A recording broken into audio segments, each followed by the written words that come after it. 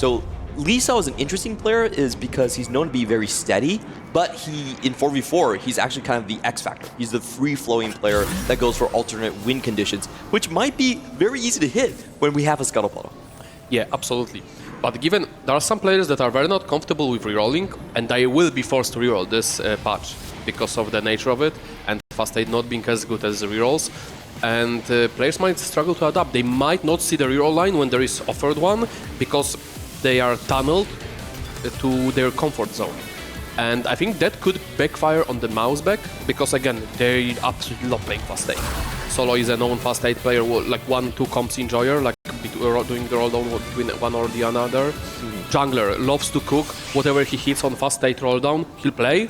Then we have Salvi. He's a very strong AP player, often plays for the most cap boards on the Fast 8, like we've seen yesterday, angling Sorks twice.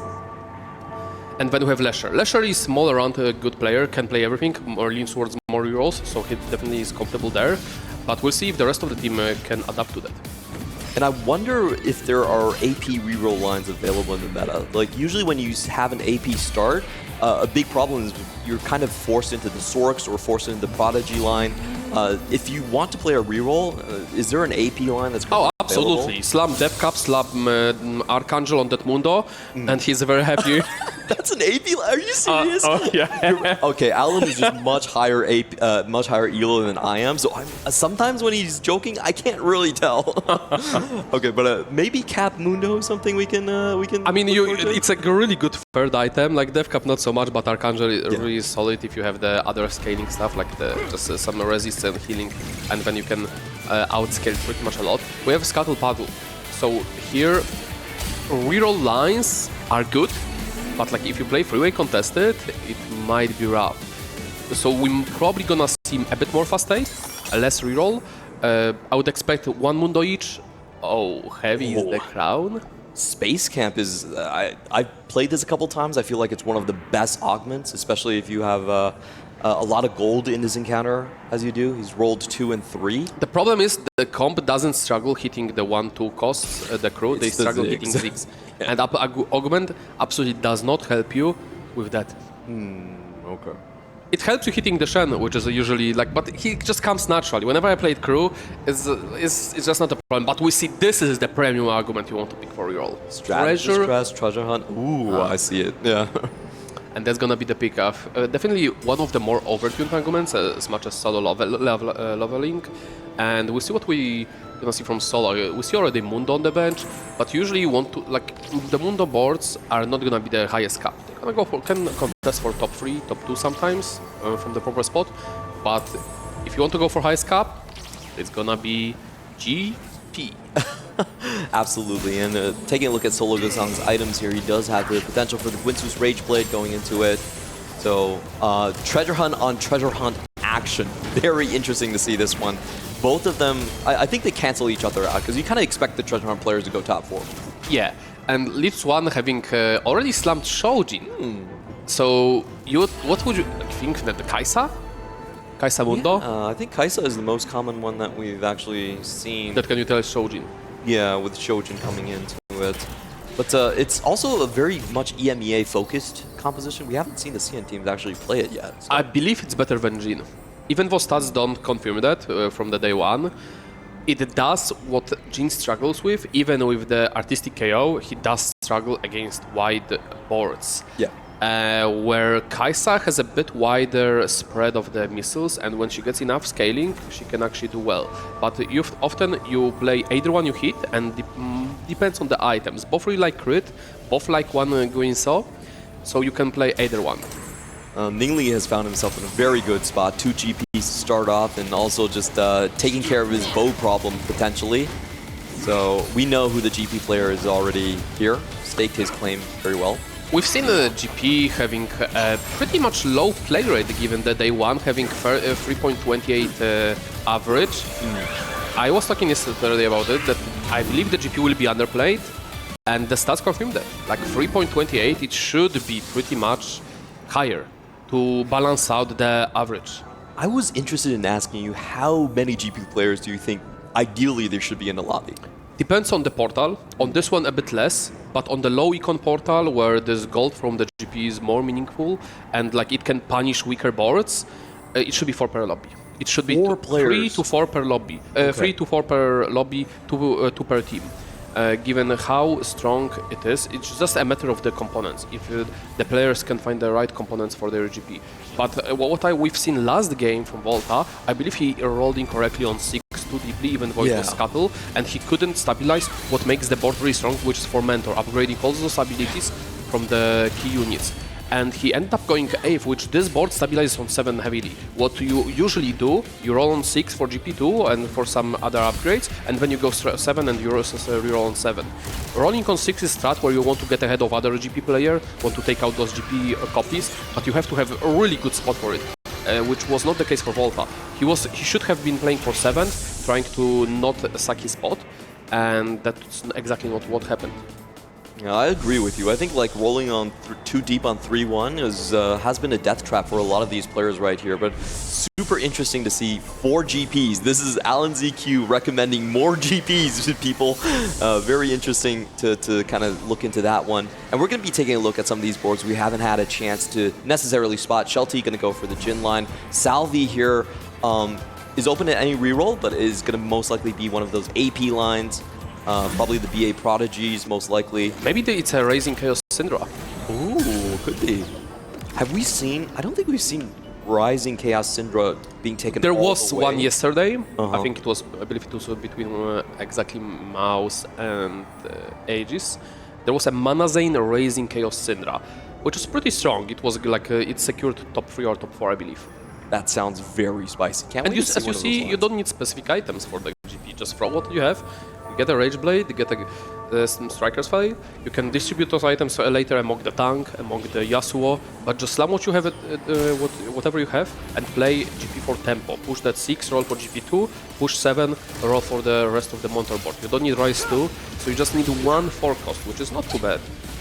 You definitely can't find it if you're rolling a bit on level 6, or as you said, you know, stabilizing on 6 and then rolling heavily on 7 here.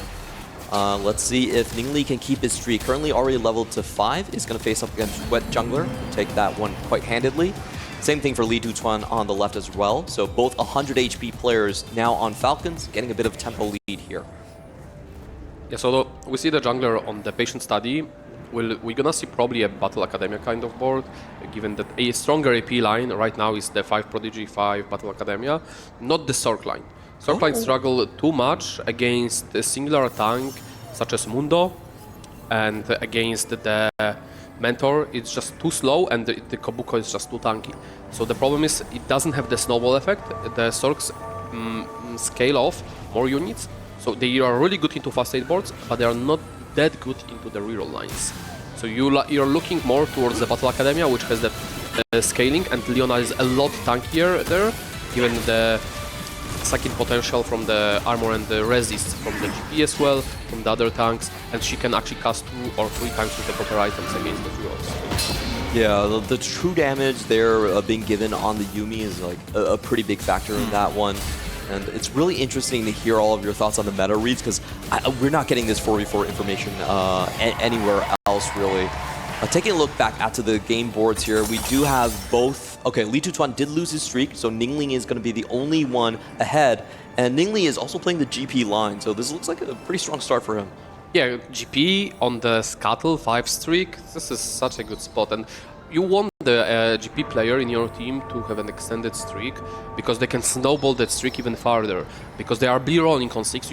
Like when you have to choose which player keeps the streak, even though there is one stronger player that could be the GP here, but he will not be rolling on 6, so there is no guarantee to prolonging the streak.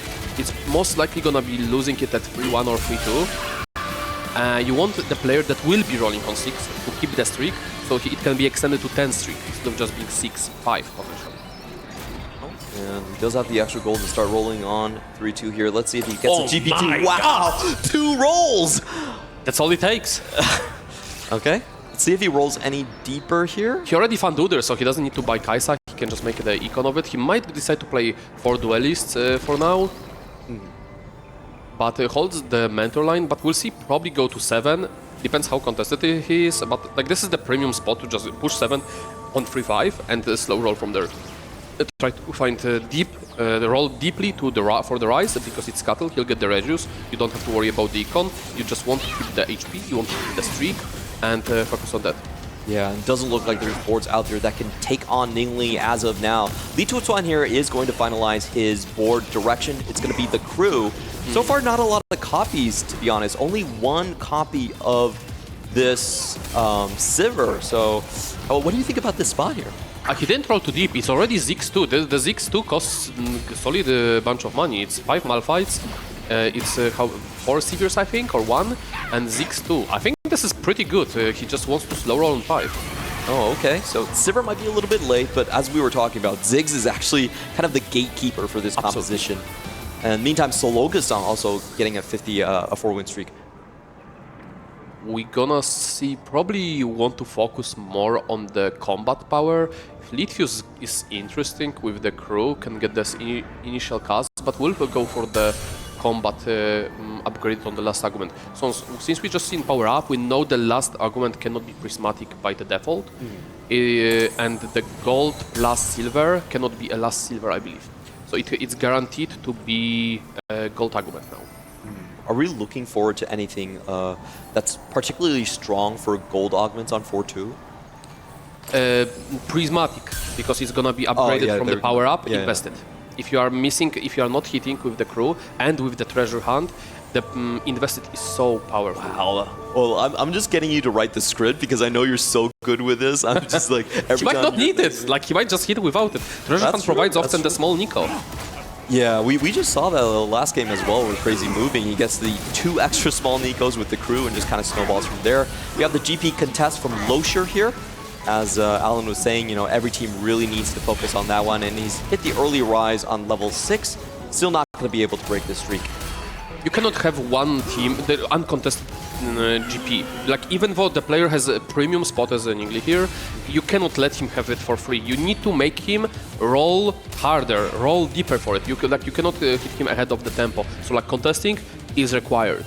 And especially this will stabilize you against other players, even though you're losing to this one. I did want to ask about that because Losher rolled to 10 gold.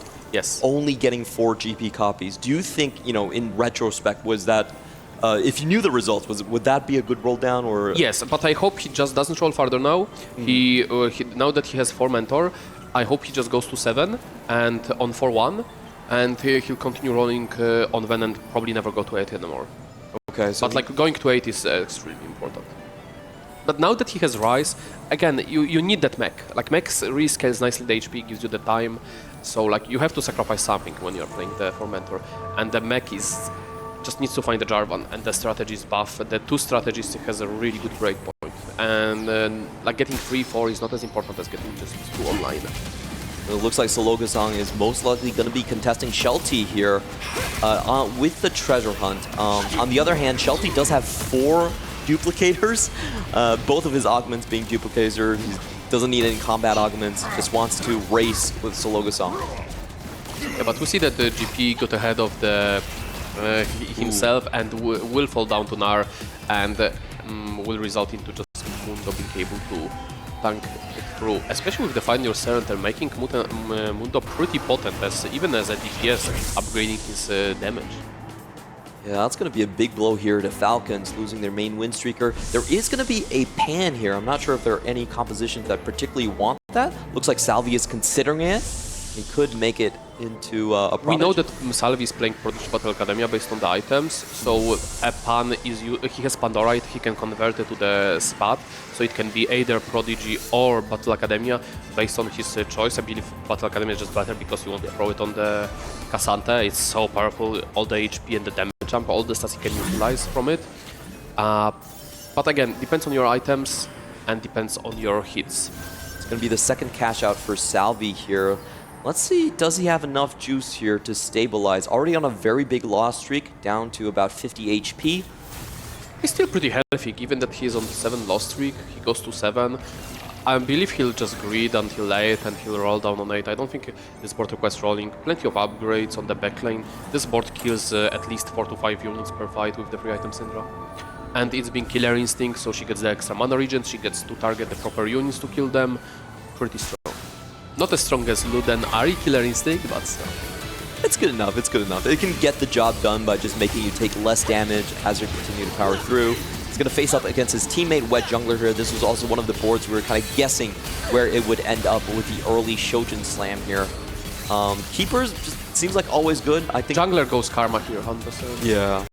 And just holds the reroll lines from the opponents on the bench. And you see on the right side is his units, and on the left side he holds the units he holds from the players' towers. Perfect win here. Yes. 1 unit win against Salvi, who's lose streaking. Very well done. Takes a lot of communication to get that in. Yeah, and they have the strategy of this, like 2 players on the scuttle going fast 8 at least, if not more. So they're gonna help each other rolling, and obviously normally as a Sorc player you want to buy Leona. She's like one of the tankiest aside of the Cassante, where this time she'll be probably skipped. I'm curious if the jungler will be buying Cassantes, because this is another unit that the Battle Academy really needs. The problem is he needs J4, which will be very contested in the lobby and will be held. So I would expect him to buy probably at least Cassante and ignore Leona.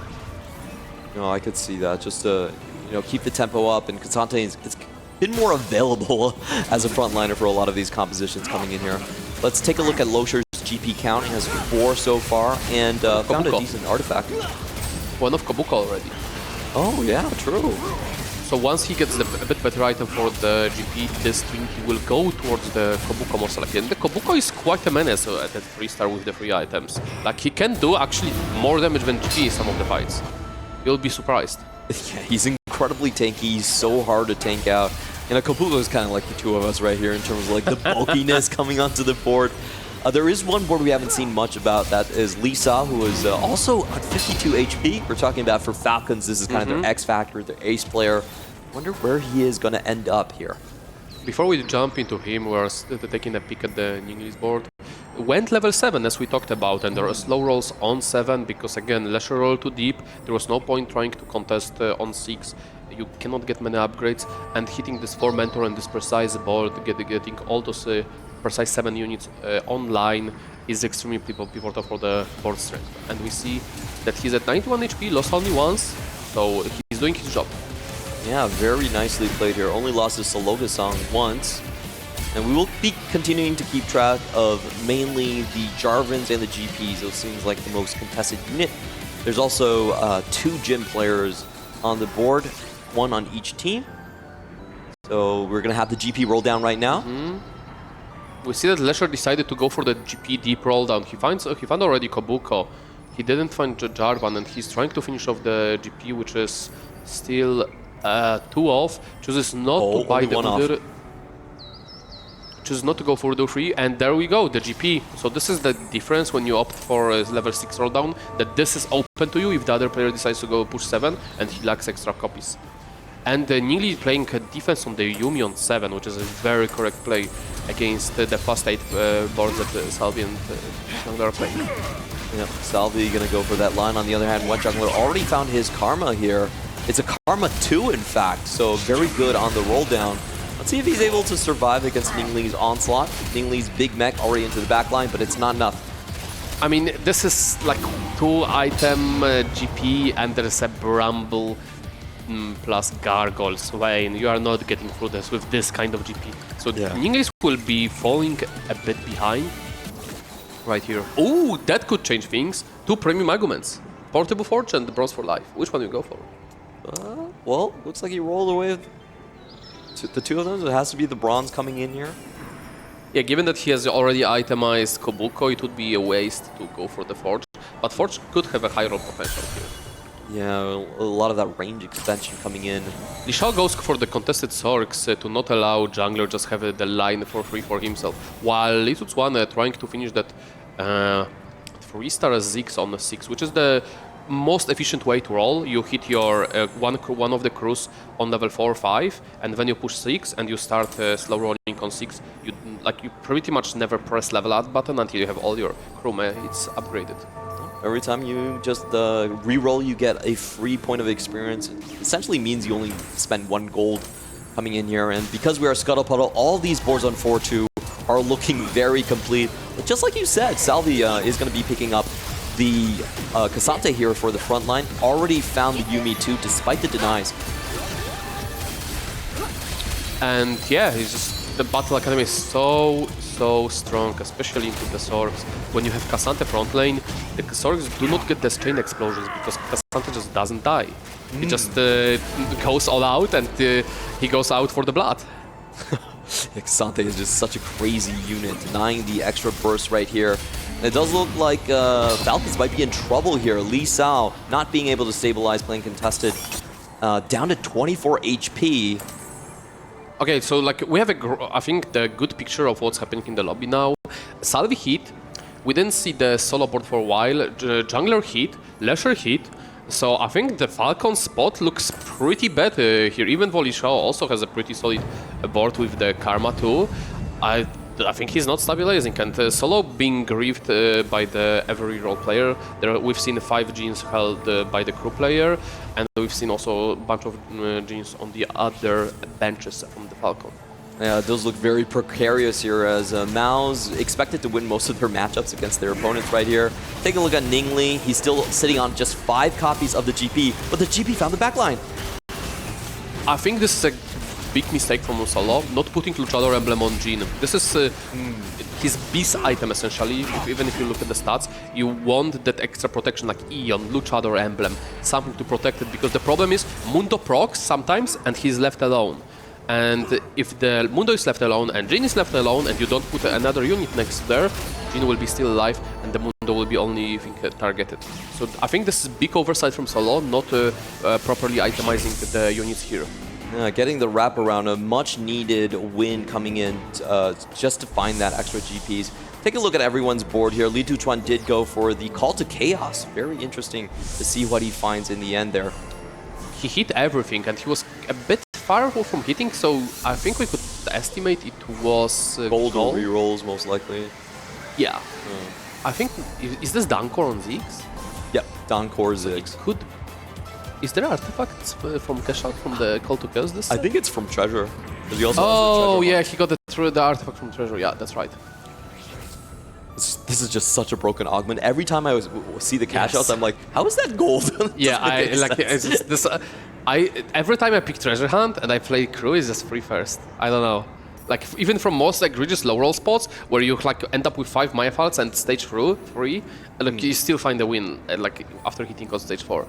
And like he hit everything, he's stable, he can push levels for the TF, he's getting another set of items. We've seen day 1 players itemize Janna even though they hit Ziggs 3, which make like those are first 8 players usually, which you might think they don't know how the ship works. Yeah, but is that correct? That can't be correct, right? There's no way. You only correct like if you don't know how ship works. Yeah, it is correct. I would say Janna is better if you put unit next to unit without synergies, like just strategies, buffer strategies, so you just nullify, because it's the shielding, the sustain, but the problem is you are not getting the ship crewmate procs. Yeah, you get extra damage, so the ship basically is, I think it's like 25% damage of the entire crew damage dealt as well.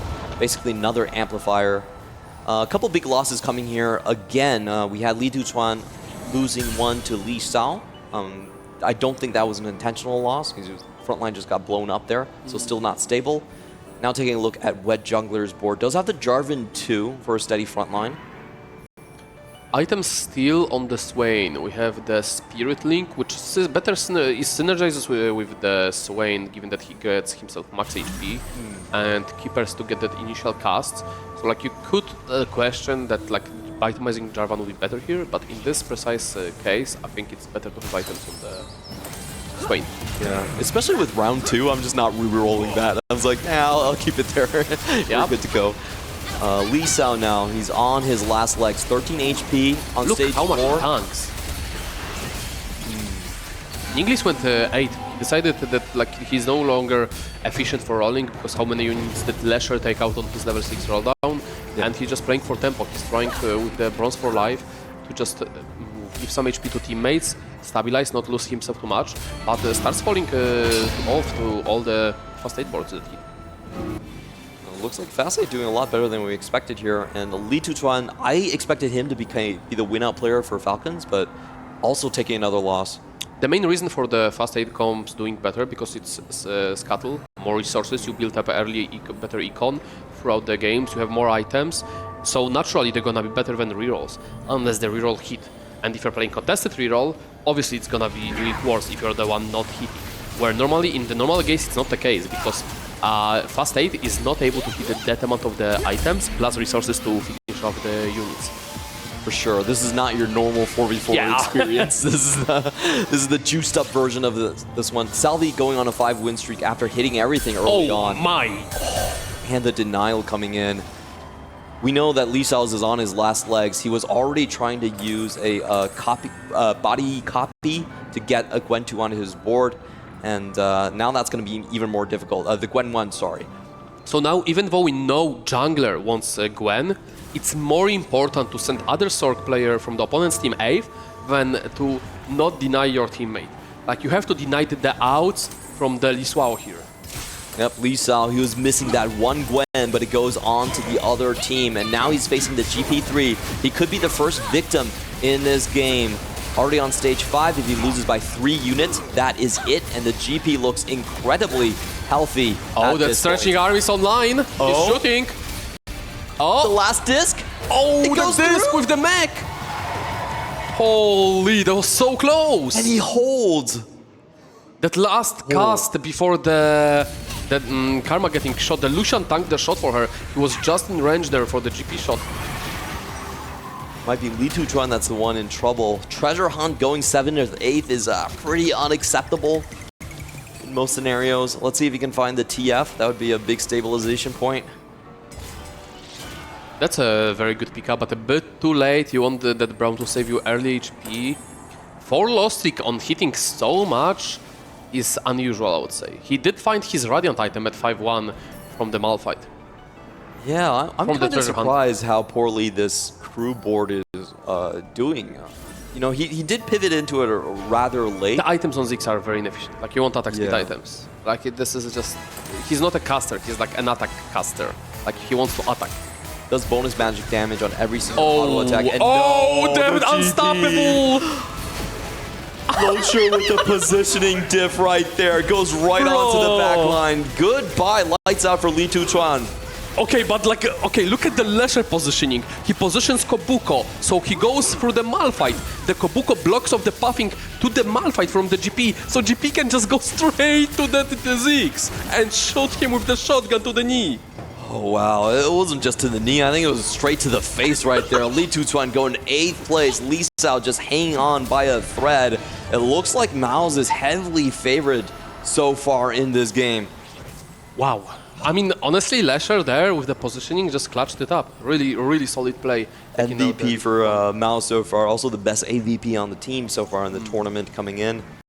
We're going to be taking a look at, this is going to be Shelty's board, it's not Ningli's board. Let's see how far he hit. Despite heavy denial, is able to find both of his critical 3 stars. I'm surprised Solo is still in the game, given that he got denied by other players, he got griefed, he got contested, he's still in, on the Scuttle battle, playing Jin Mundo. It's just Mundo doing all the heavy lifting. Perhaps he did move Luchador at the end. It's kind of interesting to see Sologosong still there. I think it's just Treasure Hunt, man. It's just Treasure Hunt's way too good, keeping him alive. Ningli. Ooh, Ningli managed to actually hit GP3 on 8. He was like only on 5 copies when he went to 8. Both of them playing bronze as well. Oh, the Eon. Is this Eon Div? It is Eon Div. Hitting the bronze for life on the GP board is so disgusting. It is, like the mecha you can tuck into there. So many triple trait units in that, on that board. And Liswa find the stabilization, end up, he did find at the end the Gwen 2, even though Salvi was holding 3. That is very impressive to find the Gwen, even though so heavily contested. Yeah, taking a look at things here, it's still relatively wide open. If Lee Sal can inch forward, he does have a sizable population lead over Wet Jungler. I could see him, you know, overtaking Sologasang as well, as we were talking about. I think Lisao might be win-out spot, and Jungler with his items so far, he's not far from hitting. The arguments are like okay-ish, but not the best for Sorc. I think Jungler is going here 7 for 6. So it's just a matter of if the Shelty can take one more final lap at the lobby. Can Salvi be a win-out position? I know he's streaking super hard right now, but he is playing that Prodigy board that might be a little bit tough against the Sorks or It will matter if he finds the Yasuo items, but like we see that Ninglis find the Yasuo free, so I doubt that Lesher is anywhere close. And like it's the secondary carry of the company. Okay, so the Yasuo 3 online already. Going up against Falcon versus Falcon action. This could be unintended consequences. And on other screen we have the Shelty against the jungler, figuring out if jungler can manage to send the Jhin player bottom, but like Sorks are giga hard counter to Jhin because of how much pressure the Karma applies with the disc when Mundo procs the Luchador. The disc just flies to Jhin and one-shot him, with the, especially with the Gwen pressure there. So we see that Mundo, as tanky as he is, he does not matter when he's the one left on the field, and Shelty will be taken out. Wow, and that means that Lee Sao and the remaining player Ningli have to go 1 and 2 in this matchup. It looks very difficult since Lee Sao are already on 1 life. They don't have HP to work with. They like Ninglis is on 1 HP, Lee Sao is on 1 HP. They cannot just suck for each other, and MOUZ is too healthy. I don't see a way for them unless there is some egregious matchmaking. And also their boards are not like giga win-outs. Like, yeah, the Ninglis board looks scary and it looks like many other boards we've seen to win out, but again, it's a reminder, it's a scuttle battle. It's not as scary as on a vanilla, more of type of portals and counters. Well, Lee Sao just has to take everything one step at a time, going against probably the strongest board from the MOUZ here. It's going to be the GP Mentor board. Went onto the GP already, and she bursts him down, so able to survive for another round. But they need every single one of them to count. Let's take a look at Ningli. Can he keep himself in the game? Solo on the screen right now, and Solo will be beating out the jungler, I believe, to his death. So, Ningli was taken out. He goes 6. Then that's it. The game is called. MOUZ is able to win already. Falcon going 6, 7, 8. Why? Okay, I know that he caught Artifact late, and there might be no remover, but there is Fishbones on Nar instead of Jhin. This is heartbreaking to see. The Fishbones is like by far like minus infinite delta for the Jhin in terms of placements. I was worrying about that as well. I was thinking, did he have a power-up or something? It had to be late treasure hunt to cash out. Yeah, because the Jhin has 6 range. You almost instant target backline. It's about like just one-shotting backlanes. It's just so strong, especially if he hits the artistic KO. But like it does not matter anymore. He managed to lock in, he managed to hit, and yeah, MOUZ will be taking game 1. We're just taking the final lap. Who built at the end the strongest board, trying to hit some forecast, Ronic on a 9 for the Salvi. I don't think we've seen a 3-star forecast just yet, so it's about time, you know? There's no official pick'ems, but we can make our own. We've seen like some cool play from the Vietnam in last series, doing the pocket recomp shenanigans. Yeah, that was spicy, man. You liked it? Oh, I loved it a lot. I thought it was really smart because he saw that there was 3 1-cost rerollers and he knew he could just like take the edge real free. Yeah. But didn't do too well, besides hitting a pretty good unit. Yeah, I'm not sure that the Soul Fighter vertical comp was the one he wanted to go for. I almost feel like he would probably do better on the duelist. Yeah, that would be my guess. Soul Fighters is just not in a very good spot right now. Yeah. The stats they provide is just like it's a Gwen comp. If you hit Gwen, cool. If you don't, well, yeah, you're not hitting Gwen in this 4v4 meta, I'm sorry. There's one off Yuumi though. That's what we're all looking for. Come on. Everyone rooting for Salvi. We want to see one of them appear. Also, to off Cassandra, where do we see the sell on? I mean, he still have enough lives to just chill. And we see the perfect utilization closing facility, pretty much the best in slot for the Cassandra because it just provides another unit that has essentially 2 lives. That's why Trickster Glass is so strong on this unit as well. Killing 4 Cassantes in one battle is a tall ask for everyone involved right here. And it's also very annoying for like the Karma because she doesn't get the restore. And like having Unstoppable, it cancels the drawback of having itemized unit in third row. Oof. And this is going to be really tough for the mental of Lee Sao. Back in their previous run in 2024, they actually did drop a lot of games, so they can bring it back from their brink, but I don't think they've been crushed in such a fashion. Have not won a single game, not talking about match, have not won a single game so far at EWC 2025, despite being the heavy favorites, despite having Falcons behind them as one of the teams with the most points in the clubs. So after we see pretty much this is the third game of the Falcons, what would you say is their biggest drawback so far? Like, what is the problem here? Well, if I was looking at their previous games, I would be saying that it's like, oh, probably just playing too many four-cost compositions going into it. Like, 75% of their comps were four-cost rerolls. It was kind of forced because they rolled down super hard, didn't hit the GPs. In this one, however, I was surprised at the Lee Tu-Chun board. I didn't love his spot coming into it for the crew, because he actually had a very, very small cipher count to start that one out. He was like playing the crew on one cipher. So, you know, you're not going to have the two crew early. Two crew is so important. You get the extra rolls for that type of stuff. And he ends up going 8th with Treasure Hunt. I think that spot would be okay if it wasn't scattered. He hit pretty early, but he just lacked the spike. The itemization wasn't there. Like, crew is that one comp that requires specific items from Ziggs. Yeah, you do need the Gwinsu's, Striker's Flail, that type of itemization. Dawn Core was not it for him. Yep. Like, Striker Flails, JG, and the going so is absolutely very good on him. And I think we see some 3-star on the Salvis board. Oh, that's still Mazahar. Debated. I was just looking at the... Oh! He sold his Yumis? Oh, that's fine. Okay, we got a big boy. Okay, I guess Cassante, I can accept. Just 2 of them, like no problem. Cheers. Alright, that's probably lights out for Lee Sao, even though he has a 4-win streak. Do you want to see a DPS check here? Okay, quick change to all out. Oh, that'd be fun. Flip the power up. You might as well. He has an IE for it as well. He's probably saving up for the build. He's going up against Lee Sao. Lee Sao's still having fun. I think that's a smile on his face.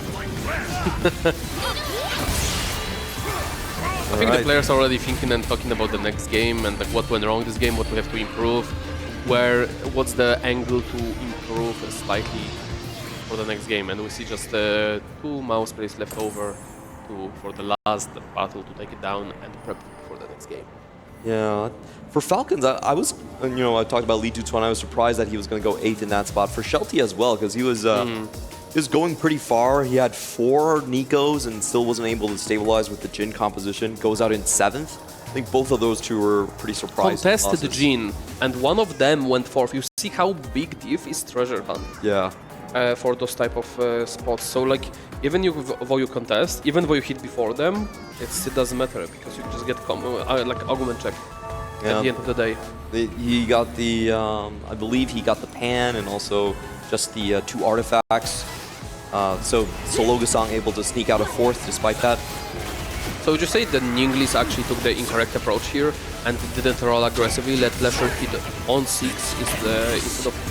Oh, my personal preference is rolling heavier on 6. Like I don't think rolling on 7 has yielded good results this tournament, at least from what we've seen so far. I think rolling too deep is probably worse, but here Lesher rolled to 10 in this game. That's true. That's true. But again, it's Scuttle. There is a reduce, there is GP that... Yeah. Again, I think that's not the case for GP because he just brings you so much econ back. So rolling deep, making sure you can stabilize is quite important. Yeah. So you still think that rolling to 7 was... going to 7 for the stabilization was correct for me? Like... The last game, like the last series, where the Volta did the exact opposite, sent him 8th. Yeah. Here, actually, made Lesher go top 2. It's just a matter what's the more average, better play. Yeah. Definitely depends on a lot of factors. And sometimes it's just RNG. We don't have the largest sample size for that as well, but it's going to be very interesting to continue to track how players kind of approach slots. GP 100% going to get contested, but do you stabilize, do small roll on 6, stay on 6, or just keep on going? We're going to toss over to the analyst desk here to hear more breakdowns here of MOUZ taking home Game 1. Guys, MOUZ do indeed take over Game Game 1, they beat Falcons 1-0 in the lead right now, and it was such a dominant win as well. It's not like this was a close-cut game. Falcons on 6, 7, and 8, really struggling to get the momentum going in this game. So to me, it seems like MOUZ has completely reset and learned from their mistakes from yesterday. Yeah, I feel like overall is a very high-level game of TFT. I think the overall from start to finish, both teams actually played it very well, but in the end, I think it was a great performance from Salvi, especially with that Crystal Gambit in the end, winning out the entire lobby. Look, if you're a MOUZ fan, this is the exact game you wanted to see, right? Every single player firing on all cylinders. Salvi, you talked about it, Crystal Gambit, but angling Prodigy, which was a wide open line the entire time with his itemization, using the gold from Scuttle and the Crystal Gambit to hit hard. And because of that, he gets to go to 9, gets a Cassante 3 to close out the game. But on top of that, you had Losher with his contest of the Gangplank rolling down extremely heavily very early to bully Ningli out of trying to go for the 3-star, gets it first, and then finally I think Solo Gasong stabilizing on the Mundo, even though his Jin was getting contested so heavily he never even gets to go for the 3-star, but still holding out for a 5th. Just incredible.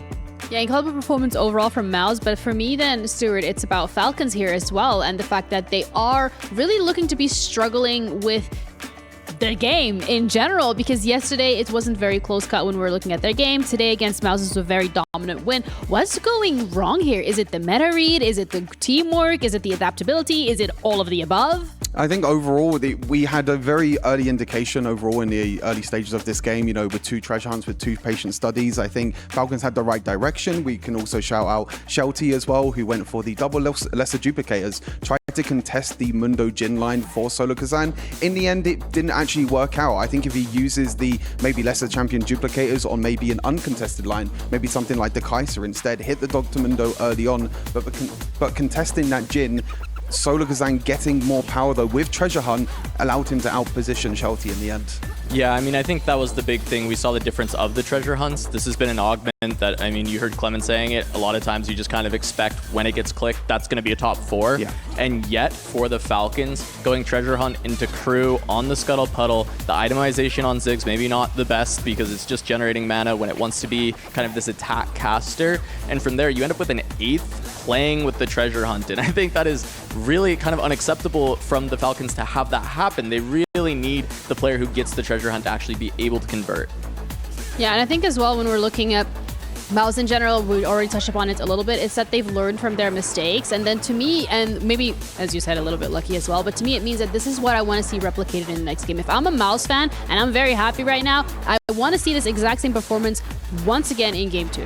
Yeah, the early indication I think was really huge for MOUZ, as I mentioned. I think the Salvi was by far the biggest top performer in this lobby. I think even yesterday as well, I think he also played very well in that series against Aegis. You know, a little bit of positioning in the end, which we said that he needs to, you know, learn upon from yesterday. He's learned from that today, played that Crystal Gambit, which, if I'm not mistaken, might be the first Crystal Gambit we've seen double down as well. Tried to go for that really big cash out, which in the end came up the big difference, was able to push to level 9 with Scuttle Puddle being the portal. It was a heads-up play because on stage 2 decides to double down because his pool is mostly teammates, and he recognizes that his teammates are going to guaranteed not grief. They're going to make sure that they beat him on stage 2. And on stage 3, if you expect the Falcons to grief, it's kind of okay. If they want to sell their board on stage 3 to grief your double down, then that's fine. You just lose your loss streak, you pivot into another strategy. And I think it was really good recognition for MOUZ, and the team play throughout was incredible between Salvi and the rest of the team. We saw Salvi with the roll down grabbing all of those Gwens to try and deny the Sorcs player from Falcons. And then when finally Wet Jungler wanted to roll down for Gwen, sold it. Wet Jungler ends up finding a Gwen 2 to be able to finish out that game. Yeah, Lisha, however, from the side of Falcons, we do see him creeping towards the top side of the board, but it makes it a little bit difficult when the rest of your team is sitting towards the bottom. What is it that allowed Lisha to stand apart at least a little bit for the Falcon roster? I think it was the patient study early on, allowing him to get extra experience with the Scuttle Puddle as well. You get a lot more economy as well. I think we saw that with Salvi. We see it with Lashao as well. When you have that patient study, when you have a portal like Scuttle Puddle as well, you have so much economy. You can push to level 9 and try and find the legendaries. Even with Salvi holding the Gwen 2. We saw that Leshao was still able to get 2 Gwens, able to get a third eventually as well. It was enough, unfortunately, because his reroll teammates didn't actually hit in the end. Unfortunately, it was a bit contested, but in the end, it's a good shining light for Falcons. They still have a chance. And part of that is just, you know, line selection. When we looked at the stats kind of at the top of the day of what comps are performing, the only comps with even good stats are Gangplank and Sorks. Yeah. Everything else, you look at it and you're like, wow, that if this was just kind of normal single player TFT, you'd be looking at like, is this just a 2 comp meta? Could we not play anything else? But it is just kind of the variance between those other compositions. The only consistent things that we have right now are the GP and the Sorks, and so Lisa being on the Sorcerer's line is just a lot safer, more stable line with patient study, played a good game. You kind of expect that top 4 to come through. So are we expecting them for both MOUZ and Falcons next game coming up to really heavily prioritize the GP?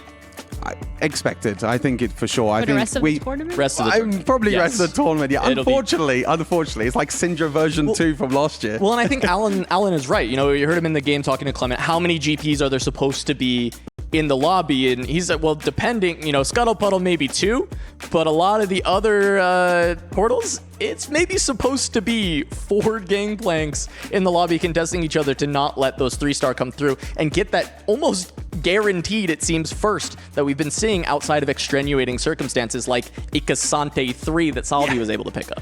I think the surprising thing overall as well is that we have only been seeing 2 GPs, you know, 1 per team, where I was expecting maybe 3 GPs, 4 GPs in the entire game, just because how strong this unit is and how strong you can stabilize whether you go for the reroll as well. We did see Falcons yesterday in one of their games not going for Gangplank at all, so they have adapted from yesterday. They do have the early player with the Gangplank, they do have the reroll player as well, but in the end, I think the outcap potential from Solo Kazang with that treasure hunt, with the heavyweight on Dr. Mundo as well, you know, especially in that mirror matchup, we saw that big difference in the end. So, you know, the crew as well at the end, I think, even though it was an 8th, it was a pretty strong board. It was a pretty strong 8th place board. I like the ideas that Falcon has had. I don't think this game was looking too bad. I like the ideas they had. I think they improved a lot from yesterday. Yeah. I think MOUZ played a heater of a game, and I'm expecting Falcons to be able to bounce back in the next game. All right, whether or not they'll be able to do that, we're going to find out after this little break. And after it, we'll be back with the second match of this game of Falcons going up against MOUZ.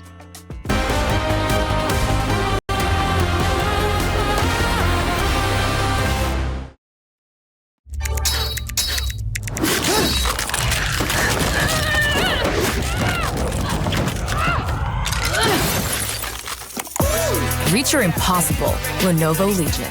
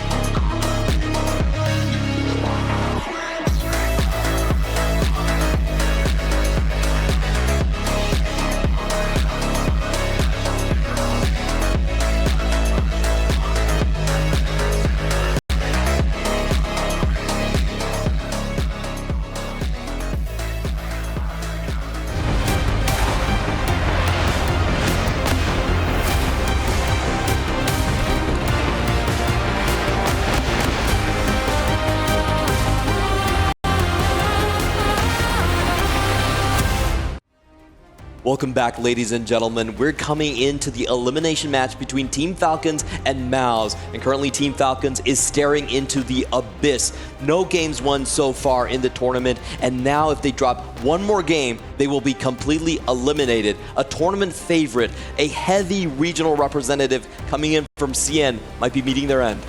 You sound very surprised, Clement, by that. I believe in my boys from the EMEA. MOUZ are pulling through here. I think all the teams did have Falcons pretty high up. We saw earlier in the power rankings aggregated by the casters that they were there, but I want to hear your opinion. Where would you have placed these two teams in the totem pole? I mean, I do value the skill share that the Falcons have individually, but as a team, I think they are missing something. There is just I think there's no team spirit. They are doing just a correct play in like if they play the ranked game of TFT. But I don't think there is just, it's what you need for this type of format. And wins, I think we've seen like MOUZ, even though they took a pretty hard beating on their day one, now they are making it through. Perfect removers, positioning for the teammates, and making sure that the teammates don't take too bad of a loss even when they are in the matchmaking position on the correct side. Everything goes for right for them, the correct line selection. They had a straight up line selected on 2-1. They stuck to it and they just pulled it off. Sometimes in TFT it's not correct, but I think at this format, at the current patch, playing flexibly might be the doom of you. Yeah, if you want to play flexible, you probably just have to hit Gwen 2s. That's kind of the out that we've seen from flex players. Commit to your rerolls, signal to your teammates, communicate with them. I agree with you, MOUZ does seem to have a more cohesive team culture. That's I believe what you're referring to right here. Mm-hmm. But this is not surprising to you. You actually did have MOUZ higher than Falcons. Falcons, they have 3 players. I had no idea how they play as a team. Again, as a players individually, sure, they do have stars, but like stars are not always the answer. I don't know their scrim results. I didn't quite follow the APAC and the China scene.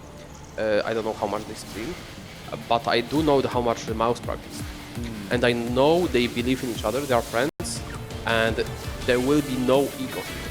It's just about like small things that the player... There might be more like individual mistakes on the MOUZ side than on the Falcon side, but I don't think that's as important as playing correctly as a whole team. So hopefully we'll see Falcon pull back on this one final game. If you're saying one final game and pull back at the same time, well, I think you've betrayed your intentions here. I was just making sure you are paying attention to my words. I am. You are my co-caster. I have to. Going back into this game, though, we do have another rerun. It's going to be the Yuumi encounter again. So once more, Scuttle Puddle. As we were talking about, Scuttle Puddle does change a lot of the implications. Maybe the team composition, as you were talking about, perhaps the ideal is 2 Fast 8 and 2 rerolls. Yeah, I would say, I think it should be mirrored pretty much what the teams will do. 2 Sorcs, 2 Battle Academia, 2 Mundo, 2 GP. I think that's what should be, what the average game should look like. Maybe some Crew, maybe some Kale, but this should be the default line for everybody. And they should determine who has the spot for which on 2-1 and who should default what. We know that Salvi prefers Battle Academia, but he also is very good with the Sorcs, so like I would be surprised if he's not playing either one. And the jungler also is likewise, and I think Lesher is on the real duty whenever he can, and Solo pretty much is also on the real. Okay, so kind of identify the reroll players coming in for each of the teams. It's going to be a prismatic start, resources on top of resources going in here. Investment strategy. There is your reroll argument with on the Scuttle Puddle, worth the wait. I think golden version of it is better. I don't like the prismatic version. And then there is Caretaker Chosen. So you have your level 8 type of, or level 7 reroll, or your first level 8 type of augment, or you have investment strategy, your type of Mundo augment. And then we see it was like probably there was communication on the team, who plays what, and there was a call that we definitely need a player that will go for at least level 7, if not fast 8. If you go for 7, it might be GP, but not necessarily, it could be just a fast 8 mode. Obviously, you get the Radiant from Caretakers on level 7, so this might be more of a leveling strategy if you just want to tempo it out for Lee Sao. Very important is actually a lot of the early power-ups. I feel like in set 15, the power-ups kind of determine if you're going to tempo or not. So hopefully we'll get those on the screen soon enough. We need to see the other arguments. We don't see many players pushing 4. We see only MOUZ team pushed 4, and the whole team of the Falcons remained on 3. That could lead into thinking there might be more players, just that even if they get each other, they'd rather make more econ and not damage each other. So pushing 4, only for the players who want to go for the streak. Yeah, the other players are just kind of wait-and-see mode here. Lee Sao finds Unstoppable, one of the better ones for the tank lines. Runs into his teammate Li Tuchuan, who's committed to a reroll line with Prismatic. Roll down there. We're going to get a look at all of the augments on the left side. Shelty with Protagonist. This has been a very, very steady Perfect form. This is Panda's favorite. It's his favorite. Yes, That's he loves this augment. He was just, where is the perfect form? Where is the perfect form? And there we have, I bet he's just watching in the green room, now standing up and making sure the Shelty makes the correct items and plays the line correctly. The problem is, we have 2 Zacs. He'll get the Zac free from coming from the augment, but this needs to be played from tempo. If you play this from the low streak on Prismatic, this is bottom. And he might not have slams even. It also depends on like how many of the God. Zacs are going to be taken away here. Wet Jungler looks like he might be interested in going that direction, already with the Kale online. This is Mundo on my screen. Just a bit more purple. Pretty much. Unkillable tank into the front line right there. This is Astral Beast Mundo item. Yep. Mundo 1, wants fast left 10, we regen. on ladder. Genuinely. This item is so broken, Mundo. The Radiant Anima Visage. I'm actually going to check how much HP regen you get for the Radiant one, but even just the normal one's kind of crazy. Yeah, it's disturbing. The normal one is the 2.5 or 3.5 per missing HP, but the Radiant one, once he gets that Mundo, he's just skyrocketing from the stage 3. It's going to be 5% health regen per second here. Yeah, and the base Just land stats, the DR, the amount of the HP plus mana regen, all those stats are meaningful for Mundo. Yeah, I didn't realize that there's actually 18% damage reduction. Yeah, on it's the like if you Radiant think version about as it, well. it's way better than Steadfast. It is, it is. Just by the value it provides you. The Steadfast is the upfront kind of item, where Anima Visage serves the exact opposite, where it's a from behind, it's scaling type of item. And we see on solo side the Radiant Kraken Slayer together with Eon. So we have already our 1 GP player, we have 1 Mundo player from the MOUZ side. Now we need to see what Lesher will go for, and what will the Salvi go for. Yep, still a couple boards we haven't had the pleasure of checking out just yet. So, let's see, moving around the boards here. Okay, Losher is going to go for the AP builds, already has the Arcane. Okay, Lesher is designated to go to the Battle Academia. Yep. Salvi, does he have any slams? He does have the Trickster Glass. Oh, so it's probably just Cassante, Flex. Yeah. Which is probably Sorks or Battle Academy. I don't think he'll be contesting. Lesher already has slammed Archangel, so it's Battle Academy most likely. And yeah, Salvi probably just his hard into Sorks with Cassante for later. Yep, most likely Sorks going in for Salvi. Checking in on the Falcons players here. Lisa already building into a Mundo, and then we have Li Tuchuan playing a reroll line. Does have 1 kill just yet, but hasn't committed.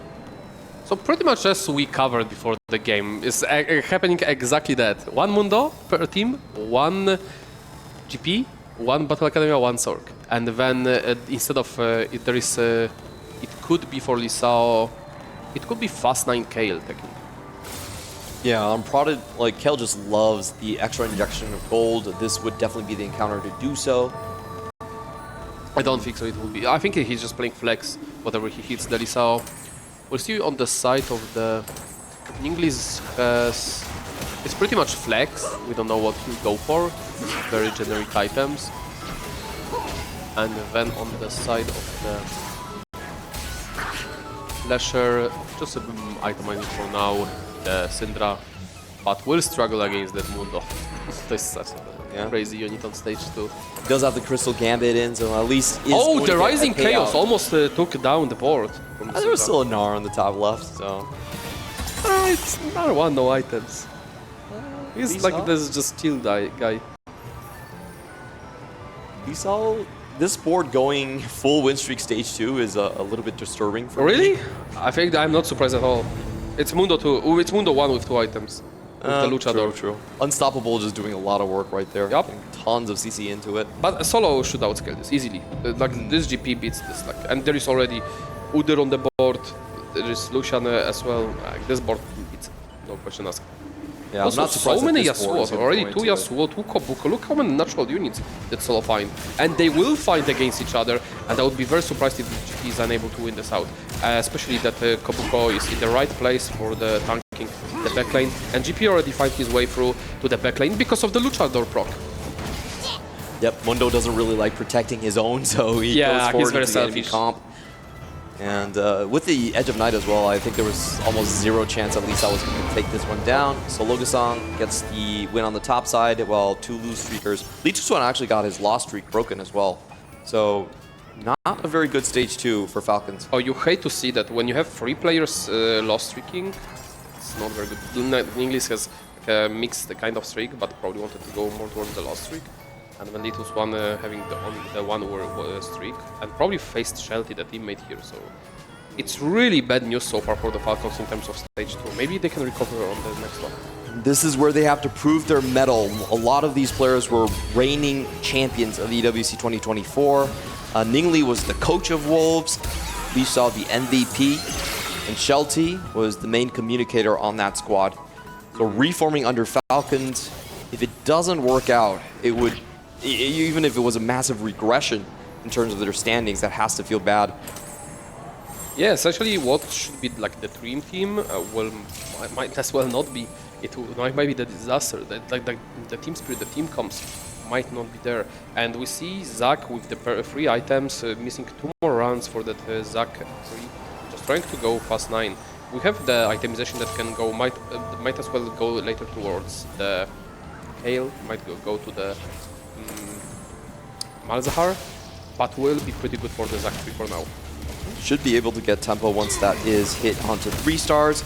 Salvi now fully committing into the Sork line like we assumed, and has a very strong start for it with the 2 Lucians. With Pursuit dashing across the board. Can he dodge him? Oh, the dodges actually mattered so much. The Zac, the counter to the Lucian, you've seen it here. And nearly was able to survive with just the ADC challenger moves, but doesn't work out. On the other hand, Ning Li, this is kind of an interesting build coming in from him. Mogul's Mail and Gambler's Blade. Typically I've seen this mainly on the Kale compositions or something like Kog'Maw. Wonder where he's going to go with this one. Yeah, jungler insta-rolled backup dancers, which is quite strong when you have a good front lane. And this is a good front lane, and he needed the damage. I'm actually kind of surprised that was insta-rolled. It's a lot of attack speed scaling. Yeah, it's one of my favorite augments when playing something like the Crew. Yeah, it's really good. I agree. Over 10% every 3 seconds. So what is jungler going for here? Yeah, he's rolling incredibly deep. I mean, he has to. He refuses to go for the G2. Oh, okay, so it's just the Gene board. Until was holding on the... Okay, G2. Knows if he has the Mundo 2 and the perfect 2 items, he can definitely afford Regenerative this as well. Yeah. This Mundo is not dying. Unkillable.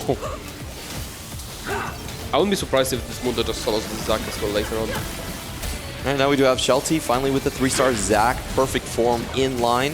Ooh, cloning facility to get the extra front lane coming from the Zac 3. Really smart choice from the Shelty. And making sure the other Zac can give the DPS, while the other one is just a tank point. Yeah, so we do have our 2 Jin players locked in place. Ningli also can commit to that line. We're kind of thinking where he was going to go there, but as you said, it should be mirrored.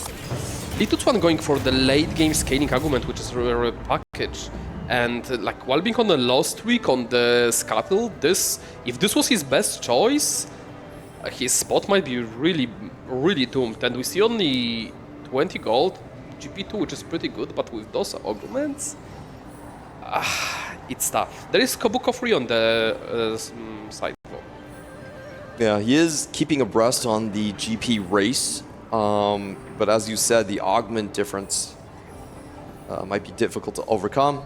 He's probably tasked with not letting the GP run away, so going to mirror here as well. So Logosang, though, is just so far ahead. 7 win streak, 100 HP. So this game will be very cool to watch. What Solo will decide to do while being so ahead and with Icon up. If he pushes 7 while on Scuttle, or he will roll deeply on 3. And we see this Zac just obliterating GP. Holy. I can see why Panda likes this Augment so much. I usually only play it for protagonists. It's so hard to keep the tempo up. Yeah. If you have to roll for it yourself. But wow, look at that Mundo. Artifact for the jungler. Artifact Finding- Radiant Mundo. Holy moly. That's a Mundo. Where is Boombot for him? Do you change your build because you have such an amazing Mundo, or is it still just going to be the normal Jhin? I think you just go fast 10. You can go fast 10. I don't think you... I don't think you'd roll for the Jhin anymore. You could Yeah, play I think around you Varus. pull fresh levels for the... You could even go for Luchador here. All right, now we're going to have More. 3 spats on the board. It's going to open up a lot of different path lines. Could be Jug emblem. There is volley with the pan. Lasher is chilling around it and will take it. All right, so Lusher on the Battle Academia line as available for the Prodigy. Meanwhile, taking a look at the roles here. Wet Jungler. He's still missing a Gwinsu's. See if we can find that one. Yeah, Lasher is playing a little Regius from the Crystal Gambit here. But not sucking it, just trying his best to kill maximum. Not caring if he wins or loses here too much. Might go for 7 Crystal. Oh, true. It's Scuttle. If you can find the belt Pretty win-out for it, player. the Reforger. It's not too hard to find the Reforger. Yeah. It's just a matter if you want. The thing is, I think Battle Academy is still better than 7 Crystal. Probably. I played 7 Crystal so often. It's a little too risky. You have to find the Zyra. I mean, if you hit, like you have to get multiple cash outs before you even reach the final cap. You have to get a bunch of emblems. You need to get like the strategist emblems. It's just so much you need. I was not born with 4-leaf clovers around me, so you know, I think I'm gonna stick to Battle Academia. Yeah. Let's see if you can hit the 8 seconds. Wow, there's the big Mundo coming in with the luchador chair going across everyone's face. Give him chair, boy. Yeah, let's see if Wet Jungler. I think he stopped rolling. He was just rolled very, very deep in the previous rounds. And he's just recovering Kikon right now. A little rejuice for the Lasher with the gold. Happy to see that. And we'll now start playing the strongest bot. We'll take out the Crystal Gambit. Litu's one rolling deep. One of GP while having pretty solid itemization. Have Kobuko already free. So we see exactly what happened the last game for Lasher. Roll deep, hit, while the other player was going 7. Fast 7 and rolling on 7. We'll see what Solo does. Yeah, it's a very similar story. Judging by Solo having 50 gold, he's probably going to the level 7 path. Yeah, he's gonna level up instead. Yep. So the same conundrum that we saw last game, same encounter going into it, and very expected same kind of results as well. You kind of expect the person to stay on level 6 to be able to find that GP3 earlier. How much do you like this comp is very hungry on the power removers. How much do you like itemizing with the power up the Udyr, even though you'll have to remove it later on? I think I'm fine with it, to be honest. Like, because he had such a strong win streak early on. The cool matchup. Who is better? I'm gonna go for perfect form, but I think I'm going for my Mundo boy. He's already ascended. He's almost dead through ascension. Oh yeah, he already ascended. The timer was a little bit off. Yeah, he actually died. The Malzahar dots were too much for him. Yeah, it's percent HP and it cuts down on healing. And the Rave scaling as well, healing and doing the damage. It was for Rave. Yeah. And the Shred coming from the Kale. Oh, he does have that Zyra line open, so depending on what he hits here, it's a possibility. Hold up. When as well, MOUZ really likes the Poppy as the tank for the Battle Academia line. Coming together because she gets the Star Guardian bonus of her own because of the Syndra. and that they just utilize her instead of Cassandra. Really often. We've seen that on day one, we've seen it now. Yeah, gonna hold. Does end up selling the poppies in the end. So just Yeah, use it's Cassandra. like if you hit the Cassandra, if you hit the Leona, you don't need it. Yeah. It's just like a backup plan in case you are not hitting the Leona. And we see a struggle right there. It's going to be Yumi coming into the back line here. Let's see if he can hit as well as he did as Salvi in the previous game. Ooh, that's already 80 gold gone. That's rough roll down. While jungler, oh he jeez. stayed on 6. Oh, I didn't expect this. I thought he was gonna. I mean, that Mundo is scary. Okay, It what's is the scary, but best? what if- What's the best DPS for that Mundo power up that he could find? It needs to be something self-sustaining, like doesn't die too fast. Yeah, I mean, he is not dying too fast from anything. Like, you just assume that those items alone on Mundo are enough with 6 Jugger. Yeah, I just mean the backline is like he's so easy to alone. target. Like, you assume this Mundo will be all of his own. Like, he needs to be able to carry somehow. Or maybe just assume that Snar never dies, and because of the Luchador. Find this Snar like a Ion as well, and like, maybe it's good. So I actually like the Gnar, but he's actually going for Gnar 3, which I was kind of like surprised about a little. The Gnar is good because he can kind of self-peel for himself. The Luchador. Double Sacrifice, more resist, big friend in damage reduction. Piercing Sight, Double Sacrifice it will be. I think Piercing Sight is not that good because that Mundo will be one-shotting in the end, and if he's left alone, like, he can't really utilize it. While Noble Sacrifice provides a lot of resist to the Mundo. Losher now on 38 HP. He did turn the corner in the previous round, 3-2. Now hit a 3-star Malzahar coming into this one. Still hasn't found his tank, but he should be stable by this stage. He did get the... He did get everything he needs, honestly. Yeah. He just needs that Leona.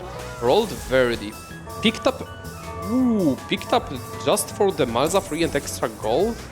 The heroic grab back. On the scuttle, when you don't have... Oh, he does have items for Malza. Okay, I actually like that choice. Yeah. With 2 extra items, the slam right there makes us make a lot more sense. Shelty very cleverly using the Leona with the Swain as his front line, so taking a number of carries away from the side of Losher. But Losher still powers through. That was a huge win for him. I mean, the 5 Prodigy just healing through, the extra mana, it's just so much stats for the backlane. Can this front line only comp actually win out? Wait a minute, he's just... Litusan just farming cash off of this Mundo because of how long the fight has gone. But it looks like the Mundo is going to break through the front line. Litusan now in a perilous situation. Jungler might be the win-out player. Can he... Like, honestly, okay. This board is never killing the Mundo. Let's get that straight. Yeah. Which boards are actually killing the Mundo? We have perfect form. Oh, I know. We have- The Battle Academia boards are killing definitely Mundo. I guess GP boards are killing Mundo. If they can wrap around, if they get stuck on Mundo, it's worse. So this positioning on GP is not right. Oh, but he does have the Yasuo 3 to kind of take out the backline and then focus the Mundo down Oh, and we'll see the slowly. fight. Perfect. Thank you, production, for scripting this properly. We do have the best script writers here at EWC. Let's see where Yasuo goes. Doesn't go in the right direction necessarily. Wants to take out the Nars quickly. He'll get there. And it does look like with the range that, yeah, the Nars are not going to survive and it's just going to be Oh, no, there is Nars mosh still. pit. Oh, never mind. It's gone. Yeah. I mean, okay, we got Ascension. Eon proc. Can he 1v5 this? I mean, depends on the Luchador targeting. Mundo? Whom? Gonna carry Noble this? Sacrifice? Oh, nah. There's no healing reduction He left can't anymore. move. We're a team. Help! But the Rage Blade is just too much. Yeah, Rage Blade plus the... Yeah, there's infinite scaling there on the GP. And the there. Eons as well. The anti-heal that comes from the Udyr if he's still alive. It's too much. How is the solo doing? He's he pushed 7, he's still rolling. So I think this is a conclusion where you have to deep roll on 6. Yeah, This is another do think game so. where you are stuck rolling on 6. And like on 7 and you are way behind the player who rolled on 6. He's already going bottom 4. Salvi also playing for the Sork line, but not hitting any of the Karmas. That's going to be trouble for him, so... And not at hitting least for now. Gwen with the sniper, this is so bad. Yeah. Does look like Falcons could be on their path to a comeback here. Ooh, he's slow rolling. This is... No, okay, okay, I am convinced this is not right. You have to roll on 6. Like, if you are contested on Scuttle, you are rolling deep on 6. Hey, I'm glad you're on board now. I mean, this is precisely on Scuttle, Yeah. one-way contested. But you should never be one-way. On Scuttle, you should be one-way, but like on others, you should be free for way GP and push levels. Yeah, if there's extra gold and the other player can roll that fast, then it's just, I think it's probably correct contesting a little bit earlier on. Lisa trying to save some HP from his teammates here. Oh no, that's actually not Lisa's board. It's Shelty on the Zac, and Fante +1 Wraith from the Carousel, I think. Solo gets decimated. And the 6 Wraith is just decimating, as you said, the board. And working towards the Zac 4. Can he get it in time? He didn't get many Zacs naturally, so it would be like stage 6 Zac 4. It's going to be a 2v7 here for Wet Jungler's board, relying wholly on that Mundo. There is no scaling like there were on the GP board, so can Mundo actually do He's this? locked in animation too long, I think. Yeah.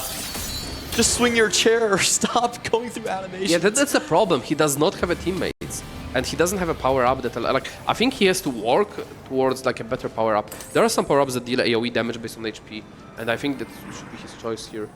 I don't remember all the names,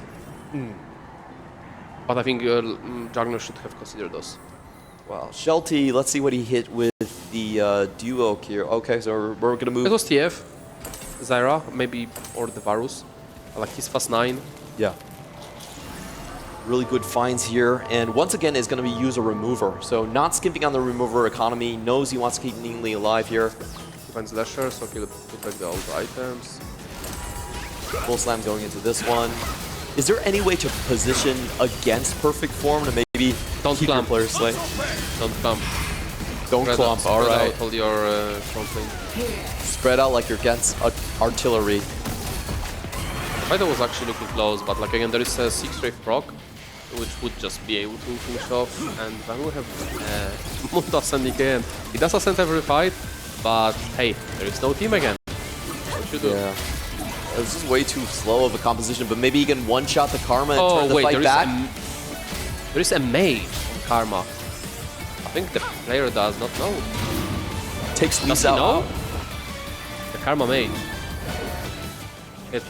I think the second disease disappears as with some testing, and when she throws the other one, like 2 discs cannot exist unless it's from Shadow Clone.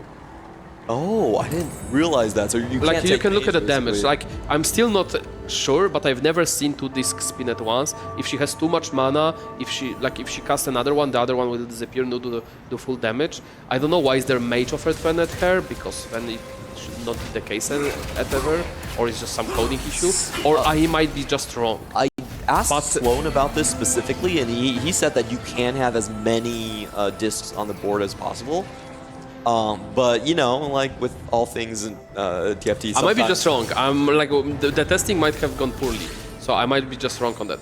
But there is a reason why you always see like efficient on the Karma, why you see other ones you don't see mage being picked up by the players. It's pretty rare. This is the first time I see someone pick up mage on the scene. It's One always copy off, doesn't find it. So Logasong now with a 3-loss streak, still missing his main carry here. I think you Salvi sell, and Losher yeah. are also down. You still roll deep. Yep, there we go. Correct. I like it. Gives up on the Yasuo 3. He has to stabilize it right now. And it's the right time because he faces Lisao's board. Time to take some HP from the Falcons. All right, let's see if we have 2 discs on board. You can have 2 discs simultaneously, but we're not sure how the damage is work here. He's not going to swap out. Okay, you're right. Yeah, there are 2 discs. Like they are actually visible here. A huge win coming in for Sologasong. We take a look at the bottom board here. Ningli, Lisa, everyone. This Mundo is always so poor. Alone, thrown around. This is kind of a painfully slow death, to be honest. Yeah. With the Braum, I don't think he's going to be winning it. It's just too much CC time for the rest of the team to stack up here. Yeah, Wen Jungler starting to lose HP, but he's still the lobby leader. Lisa and Losher both on 1 life left. So they need to make sure the Lasher is not going down. They need to utilize the remover. Salvi eventually found out the Gwen with the sniper focus, but still only on one Karma. This Salvi could reach a critical mass with already having Cassante on with the Bigster Glass, and then if he hits Gwen 2, Karma 2, this board might can turn around very quickly. Spread out items because of the Cyberlink, just to make sure to have maximum value on the Sorks. I'm thinking if 1GG shouldn't be on like Jarvan maybe, like just a bit more DPS because he's lacking on the department, and he does have good control. All right, let's see if Lusher actually survives here. He is going to run into his teammate, and Wet Jungler is going to ensure he survives. Yeah. See, that is a naked Mundo, so very well done, keeping the remover economy. I'm pretty sure he working beats for him them. no matter what. I don't think this required remover. I think this board easily outscales Mundo. That's true, actually. I have a lot of And like backline losing access. here too much HP from jungler might be a mistake. This is like, so see, like if you are not aware of the matchups, like sure do it. But like, are you really thinking this board is not beating Mundo? Like, Yeah, you're and right, this, you're right. this is just losing too much HP for no reason, I think. And they are too cautious. Yeah, again, for no reason. But Ningli takes another loss. He might be going on 8th. We know this is absolutely critical. 8th place, you need the rest of the team to stand up. I mean, and this is not going surviving. anywhere. No. Like Ningli, like they need to make sure they sack for Lasher and Salvi now. Salvi, this board loses to Muda, I believe, because it's too not upgraded. So like, if Jungler had only one remover and he used it already last fight, and didn't put back items, okay. Gets the Shelty, and I believe the Zac will not be able. One jungler should be able to take this one. Is going to transition into Juggernaut snipers. It's TF2 Ray. That's kind of scary. Yeah, it is. Oh wait, I spoke too soon. Even the When? 1-stars are able to take him Sniper out. focus. And on the left side we have Ningli trying to take down Mundo. Yeah, that's not going to happen. Ah, Even with the yeah, red I buff. think this is, yeah, because it's front to back, it's actually losing to jungler. Any matchup that goes front to back against jungler has no chance because there is a backline that will be supporting Mundo. However, if you, my spice. What's that? It's an extra pop for everyone. Attack rounds galore. Take a look at Lisa is now currently in 7th place. If they go 7 and 8, it could be basically lights out at this point. Lisa does not have any of those Gwens, so still itemizing onto the Lux. His board does not look particularly good. Hasn't found the Braum either. Yes, Salvi was praying here for the either Karma or Gwen, but ended up denying Varus, I believe, from the perfect form player from the left Shelty, because there is still only one Varus. And Lisao is finding the last few upgrades, holding on 7 Karmas, I believe. Is that it? Yeah, that's Yeah. 7 Karma. He's pretending this is a Shadow Clone, and he does swap out. He doesn't trust the mage anymore. Going for efficient. Yeah, I believe it's better. I think it's better to have the stronger initial proc. Like the mage just locks you in the animation as well, dealing Yeah. less damage, and especially it's weaker into something like resistant. Yeah, you Assuming do it actually works want properly, more burst potential. but I'm still not convinced it works properly. This might be a board that I think Lee Shaw can handle with. It is going to be Wet Jungler's Ghost. And on the other hand, we're going to have to take a look at if Lusher can survive Salvi. Salvi did not find any of his upgrades. And this is the classic story. Mundo is left out all. And he will not even proc. He'll just die. Okay, so Salvi goes out likely in 7. Yep. I mean, he did his job after all down. You cannot be upset about it. The problem is jungler will bleed out. Because Yes. like there's just matchups he cannot win. But here, lose 8. I think Solo sucked for him 1. I don't think that Mundo should be beating the GG, especially with the Radiant item. We'll Now we're find out. seeing with the scaling, it should Was go there Solo's. no, he had all the items. He was sucked with positioning, I think. He didn't want to use a remover. That was a GP Solo on the left side. Yeah, I think they communicated that Yeah. just to have the GP focus down early. Yeah. And then he might be sucking also for Salvi, because like if there was Salvi in the pool, he could have gotten focused on the GP or Lesher. And then this is pivotal. Who will go down at 6th place? Because I think that the Falcons actually have the win out spot. Yeah, those look like Li Tuchuan stayed ahead further on the GP, but this looks like the end of the world, end of the road for Li Xiao. GP in a perfect position. Lesher on the right side could actually beat the GP board. Oh, wait a minute. No, the GP actually walks in front of the Karma and is taken out. Huge. And the Lesher will go down on the right side, so actually Falcons pull it back. Yeah, I thought the Mentor GP was going to be able to close the deal here, but not happening just yet. In the meantime, Shelty, this is like an 8 versus 1. He should be able to clinch this. I mean, this Mundo is definitely clenched. This Mundo has been very entertaining, but not terribly effective. Yes. That's the way I would put it. He's captured our imagination, but... I think it's still regenerative on him. Oh, it's resistance now. I wish it was some damage one. Oh, resist. You want Lee Sao to change resistance to...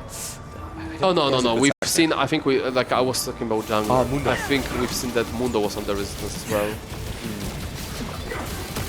What would be a good option for a monster Mundo like that? I mean, I believe there is. I don't remember the name. It's Singularity, maybe. I don't remember. There is yeah, like percentage HP damage of HP. Yeah, you can only get that on, like, I think, before stage 3, so it would have to like, stack. Oh, you can't get later. Yeah. Oh, okay. I thought it's all around the deal. This is a great answer to the Mundo, though. Just look at that Braum. Hold up. Are we getting the actually Zac 4? We are. Oh, There's 2 copies off. 1 to 2 lives. He needs 2 runs. That's not very easy. I mean, if there is a bunch of Mundo still in the queue. All right, now Falcons try to claw themselves back. It is a 3 versus 2 scenario. The thing is, I don't think Mundo beats anyone left over. And Lesher is out, and I think it was their win-out player solo. He's not capped enough, so I don't see how MOUZ can take it back anymore. Also, this Radiant Void stuff, like the base stats it has, 60 AP, 60 attack speed. So that's why the Karma Mage here is definitely not good. Because of the how much attack speed she has from the Void stuff. Like, she'll attack enough fast times to just cast another disc. In 2 knockouts here, solo. We're going to see how the GP players end up. It is going to be Lee Tuchuan and Shelty left. So congratulations to Falcon. They will extend this series to Game 3. Yeah, so wasn't a final game. Yeah. And I can't wait to hear from Panda in the green room all about this Zac. It is such a comforting way to play 4v4. I think Protagonist has probably been our highest AVP Augment coming into this tournament. I mean, you get all the tempo. It's such a nice, like, you just get a 3-star, and like, it's a better build about if you think about it. Yes. The unit becomes essentially a 4-cost. So we did have a very mirrored Let's game watch the this Zac, time let's watch the Zac. It should be entertaining. Even though the game is over, look at this guy. He's actually doing so much damage, with the Wraith also scaling. The range is incredible on that. Wow. Zac winning out. That would be very unusual. Oh, he looks like an eraser, man. Just like going down, dropping a huge bomb on everyone. The 6th Wraith build, also just healing him up again. And this TF has so much scaling up until now. I can't imagine how much attack speed and AP he farmed so far. Yeah, this was a 4-2 TF, so he's been being able to juice himself up over and over again. I wonder if he got at any point the 3-star crew, so he could utilize that for extra XP. I don't ever see anyone doing that, but that's like a small optimization you can do when you're ahead. That's why they give me the 3-star Malphite. Everything's suddenly clicking for me, you know? It just looks, it was like, oh, I just sell things. I was like, oh, 9 gold, thank you. Gold. It's only 8, by the way. Yeah. But, like, it's very unfortunate. That's how you play it, okay.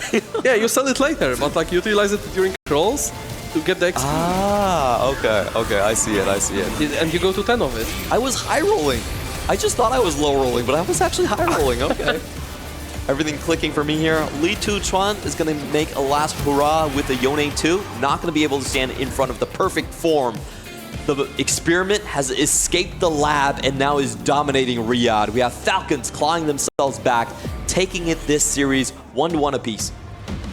It turned out that Mundo was not the true monster here. It was Zac all along. Yeah, I felt like he could have just straight leveled because he actually hit the Mundo 3 pretty early, but then decided to roll even further for the Gnar 3. I hated that. That was kind of questionable for me. Yeah, I think it was like, I think it was even Mundo 2 and you push levels 6 jugs are enough to make him ascend, and you just go for like the real backlane units. Like you go for TF, you go for Zyra, and with the 6 jugs, it's actually good enough of them. Yeah, I think that was a bit of a misstep. We also saw the GP roll down, probably in both games at least, a small sample size that we have. Rolling down 6 seems to have been the answer. I think MOUZ believe they have win-out players, so all jungler had to do is just tempo, make sure he has HP to sack for the team later. So they didn't need another player to go fast 8, fast 9. They need a player that will be just there stable, keep HP high, and they just like misjudge their spots. Yeah, true. That's a really good point. He just wanted to get the 4 mentor in, stabilized there, and the win-out, I believe, was supposed to be... Lesher or Salvi. No, okay. Because one had a really good 5 Prodigy setup with the emblem, and the other one had the Sniper Gwen. Yeah, unfortunately, it wasn't able to find the Gwen 2 in time. We're going to be taking a look at the highlights of this game. And the analyst will break it down for us shortly at the desk. Exactly. So we're going to hand it over to Genie and the crew. Take it away. Genie and the crew. I'm not part of the crew. I'm just existing. I guess just also with the crew, I guess. With the crew. No, I'm joking, guys. Thank you so much for that great cast. And again, Falcons actually being able to push this to the 3rd match, which is what we were kind of hoping for, because it would have been such a shame if this team was knocked out of the tournament without even a fighting chance. But I would really like to break this down, because at the start, it didn't look like they were gonna be able to push this to that 3rd match. We saw that Mundo, and he was just throwing his briefcases and just unkillable.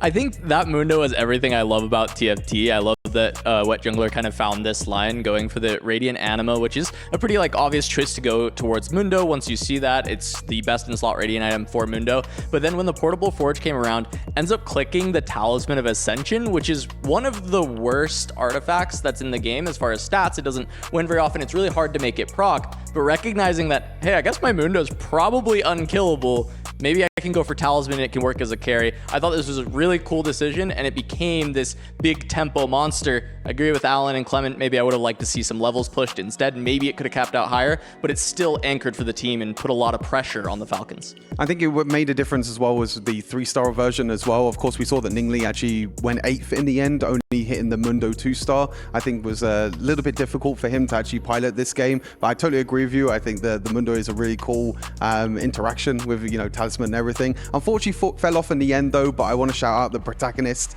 on Zac. The protagonist, I think, was so huge, the perfect form as well. Seeing that Zac jump around and do so much damage was even beating some of the GP boards in the end as well. Yeah, it's the second time we've seen protagonists do so well in this tournament. I mean, everybody was talking about it pre-tournament as, hey, protagonist is insane in 4v4 because it just guarantees you that you're going to hit this. You're basically going to get a top 4 no matter what. And the fact is, if you can push it to that 4-star Zac, as we saw, you can get the 1st place. Yeah, and that's a breath of relief from the Falcons here to be able to stay in this competition for at least a little longer. From MOUZ's other side of things, though, I think this could potentially be a little bit of a worrisome position to be in, because you start off this match and you're already off of that high of winning that first one, and you come into it and it looks like everything is going your way. You've got that Mundo, unkillable at this stage, everything's going really well, but then something went wrong.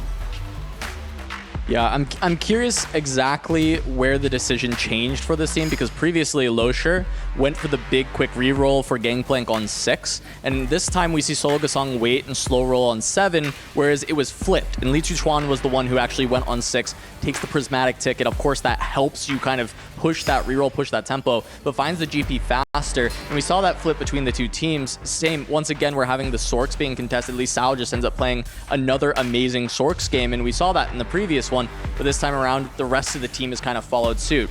I don't know that MOUZ needs to be too worried. Just second Scuttle Puddle game. They didn't play this one nearly as cleanly as the first, but they definitely have to regroup and think about maybe the Gangplank strategy. Both times the level 6 player has kind of come out on top, and maybe that's something that will continue throughout the tournament. Yeah, we didn't see as many one-cost rerolls this time. Of course, we had the protagonist, but I think outside of that, you know, with it being Scuttle Puddle for the second game in a row, normally we see a lot more one-cost rerolls. We see a lot more aggression. But I think there's been the big difference, as you said, Cass, in this series. I think in game number 1, MOUZ were the more aggressive, rolling down. In game number 2, it was Falcons. As you mentioned, the prismatic ticket helps, but I think this third game is really going to come down to who's going to be the more aggressive one, who's going to try and hit the 3 stars earlier, because you know that with the 3 stars, the tempo is going to be so important. I also want to note, Losher went for the same same kind of route that Salvi did, and Salvi had such great success playing that Crystal Gambit going into the Prodigy line. Losher played the exact same idea, even selling a Zyra, saying, hey, I don't even want to mess with Crystal Gambit 5 or 7 or even look towards that direction.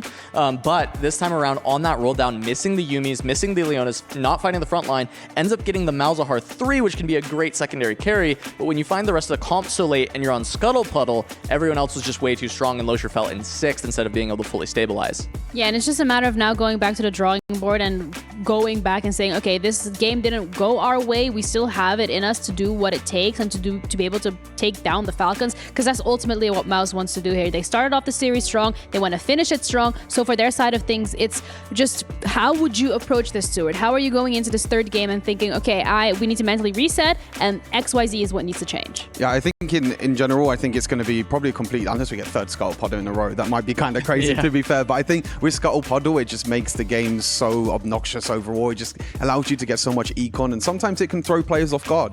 So I think it's just, they need to relax. They still have one more game as well. They proved in game number 1 that they can be the more aggressive team. They can be the ones that hit on the roll downs, that they play more aggressive, rolling down to like 10 gold, even sometimes below 10 gold sometimes, before in game number 1. So I think it's backstage, relax, chill out. There's still one more game to go, and I think they have what it takes. Yeah, and I think it's hard to actually come up with an exact change to make because those first 2 games were on Scuttle Puddle, and their Scuttle plans seemed good. The first game, they came out swinging. Second game, they try and play the same plans on Scuttle Puddle after their win, however, just slightly changing the approach to Gangplank, and I do think that that was potentially a mistake, though I think they saw the prismatic ticket and got scared off it, which is the big issue. But I do think going into the next game, as Stuart said, unless it's Scuttle Puddle, there's really, it's going to be an entirely different game plan. Yeah, and this could be the last game. Well, it will be the last game here at EWC for one of these rosters. Falcons or MOUZ will be eliminated in this third match.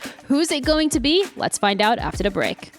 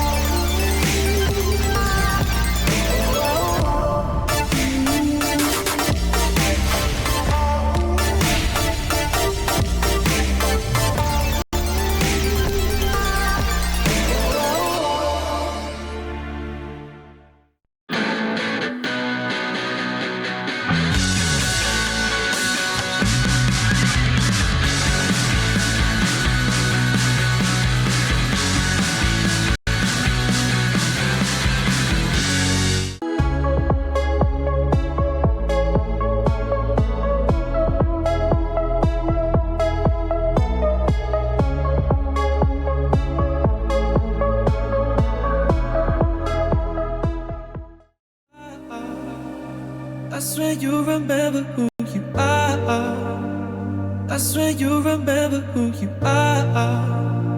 I swear you remember who you are. Remember who you are. I swear you remember who you are. I swear you remember who you are. I swear you remember who you are. Remember who you are.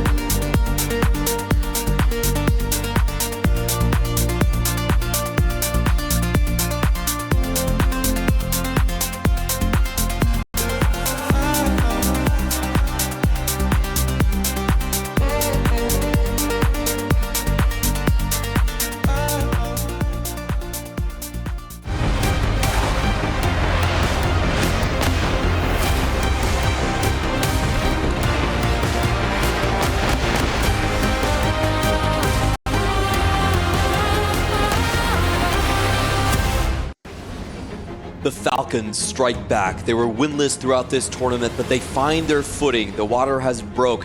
Now Team Falcons, they have a chance to move on coming into Game 3. MOUZ, they did suffer a pretty big defeat in the previous game, but we know their resilience, we know their strength. Everything comes down to this. We've been watching these two teams ever since April, since the qualifiers. It's been a long journey here, and it's just heartbreaking. It has to end for one of them. One more final game that decide whose heart, whose key will be crushed. Will it be MOUZ? Will it be Falcons? We'll find out in roughly an hour. Maybe sooner. Hopefully sooner. An hour seems to be a very long time for a single game. I mean, that Mundo needed some time. It wasn't enough. That is true, that is true. We are going to get the Braum encounters. I can't remember which one that is off the top of my head. Just kind of throwing that to my co-caster here. Which one, sorry? The Braum encounter. Braum encounter. I have no idea. That sounds like a gold sub or loot sub. We'll find out soon. That sounds like some loot. It won't be any more, at least no more crowd. No more scuttle. 2 scuttles enough. The players should have an opportunity to showcase a true TFT, a normal type of vanilla encounter. Maybe, oh wait, isn't Braum like golemic? The golem? I think it is. I just realized. Uh-oh. You wanted normal. I wanted normal. I wanted to see like, 3 Oh, I don't mind rolls. chaos. You don't mind chaos? Yeah. And your chaos What would be friend. funny? I remember Think the like a Fnatic series. complete brick of a golem, just hard force GP. Just ignore it completely. Yeah, it just ignores golem. But I'm not sure. That would be an amazing takeout, actually. I'm actually gonna double check. You can, All right. We are heading into game, and let's see if it's actually. No, it's gold sub. It's gold sub. Okay. Yeah. Okay, everyone calm down. Pretty much the best sub. one. We're not getting, I love gold sub because you're not impeded on where you want to go. Yeah. And like it's often just like a 2-3 gold. It helps you make the econ early. It's not a big deal. Unless it's randomly a prismatic gold orb on stage 4-5. Then you just get showered with the gold. Aside of it, it's a pretty good one. Yep, we're not expecting this to change too much. I think we had 2 sort of fast A comps in the previous 2 games, but this time around, probably 3 rerolls each. Absolutely. So now that we are in a more of type of vanilla portal, will we see 3 GPs at least? I know you've been calling it for this the entire tournament, but honestly, it's been pretty rare. Like, you still think people are underplaying the Yes. GP, perhaps how strong it is. It does require certain items, so hence I think it's the reason. But if the players can find often like Pandora, component buffer, I think we'll see it more and more. But like when you open up with the rot tier, you're less likely to play it. I want to ask you a question about that. What if you already can see that you're 2-way contested and you can't hit? What is the off-ramp for a GP comp?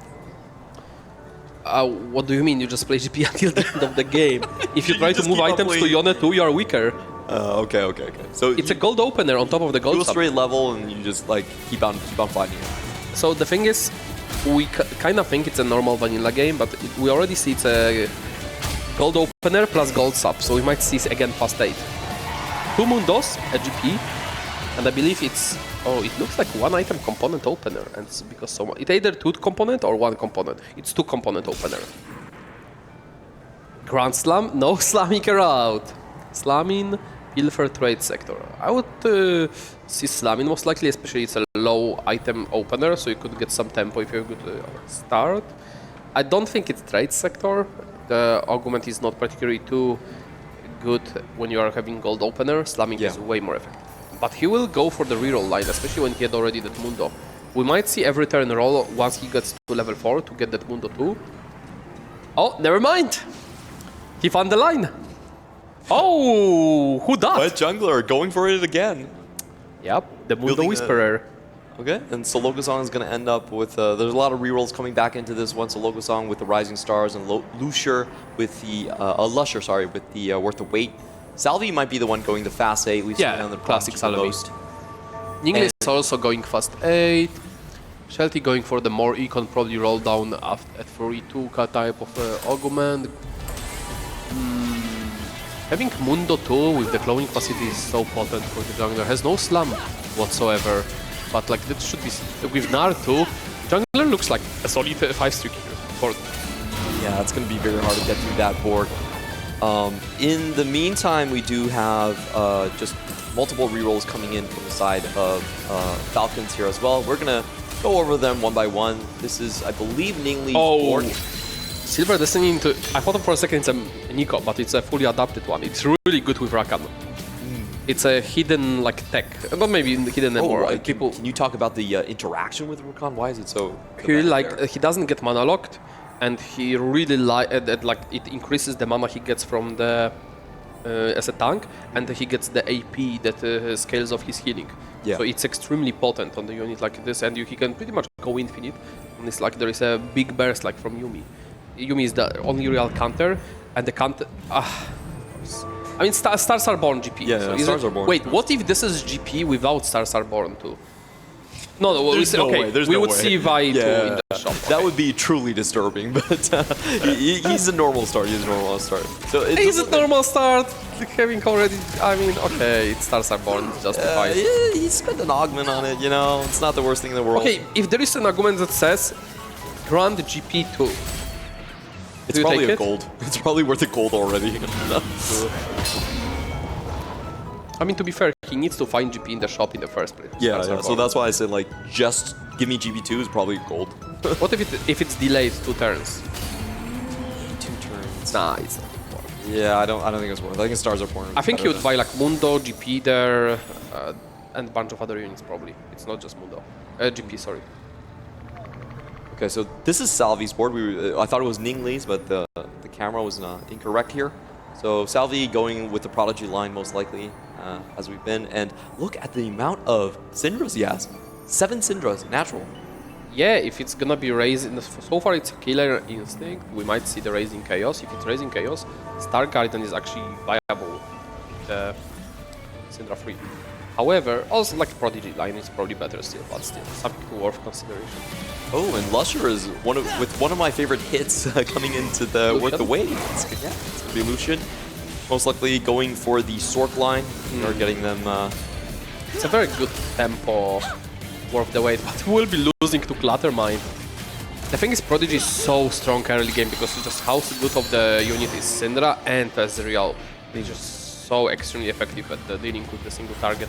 That's why they fall off later, because they are single type of units, but so potent at the stage 2. So the part about the Clattermind being so nice is that you don't lose that much econ because it was full gold opener. So the Salvi can actually make econ while holding the units and potentially going for a 3-star Syndra, as you mentioned. Taking a look at the Falcon side of the board here, and Li Tuchuan starting with, interestingly enough, going for the Kennen 2 to start. Lee Sao most likely contesting on the GP. There's 2 open bows still for all of the GP players, so good news if you're going into that line.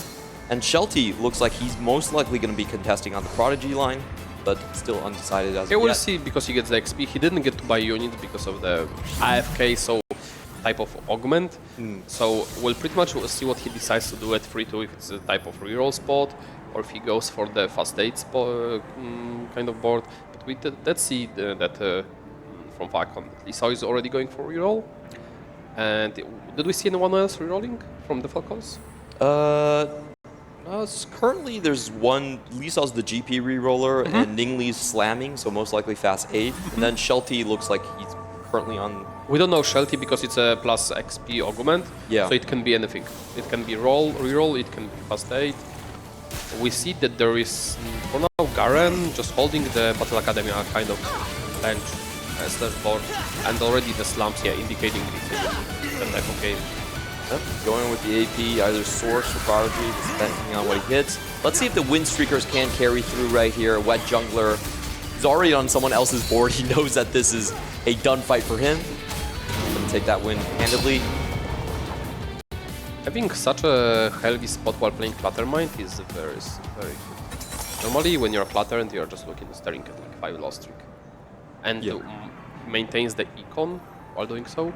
And Jungler, not surprisingly, win streaking with the Mundo 2 Naruto opener, having already a Slumber Rage Blade. So he can play either the Naru reroll, he can play Jin reroll, but given that there is already 5 Nars, 3 Mundos, I think that's a pretty right direction of what you want to go. And given how Mundo works, I'm like the more I played and the more we see how the players play out. The problem with the Jhin is Mundo drops aggro, Jhin dies. Yes. And Mundo drops aggro, Nar drops aggro, and when he leaves. He can survive, he can reposition him. That's why I like this reroll composition so much. Should the Lisa already lost his win streak earlier in the fight? And he hit the best. The thing is about cloning facility, it's usually not that good because of the fact that you itemize the unit that is there, and with Unstoppable, it just charges through, and the downside is pretty much negated, which is the big upside for the jungler right now. You're always going to have someone protecting your backline. If it isn't Mundo 1, then at least you'll have Mundo 2. Oh, there will be two Mundos just proccing back to back, dropping aggro so Nar can take the double hit. That would be tragic. I heard there is this positioning trick where you always want to kind of like solo tank your Mundo and make sure he gets the jump first, lands, and there's still people in front of your backline. Small trick to keep everyone safe and healthy. So the Shelty side, we see that he's level 6, 50, pretty wealthy. You know, I love taking this Augment into quiet quitting, and you just skip like 2 stages of the game. Straight to fast 8. Yes, right, no HP, no problem. You miss out, and you FF. Nice, GG. Ezreal 2 will be pretty nice. That will secure his stage 3. Yep. Garen 2, Ezreal 2, that's more than you need. It's just on time. He's going into straight win streak here, so losing the 5 losses, fine. Holding for already Jeans from the jungler, but where jungler doesn't really care because he's going for the Nar. True. He's already on 5 Nar copies the last we saw of him. And this is typically the big roll down we see from the GP players here. And holding Kai'Sa. Holding both ways, essentially. Ooh. If he hits the Akali 2 here, does he just straight pivot? I think it's worse than GP2. That is true, but Sad, also but sounds kind of sad.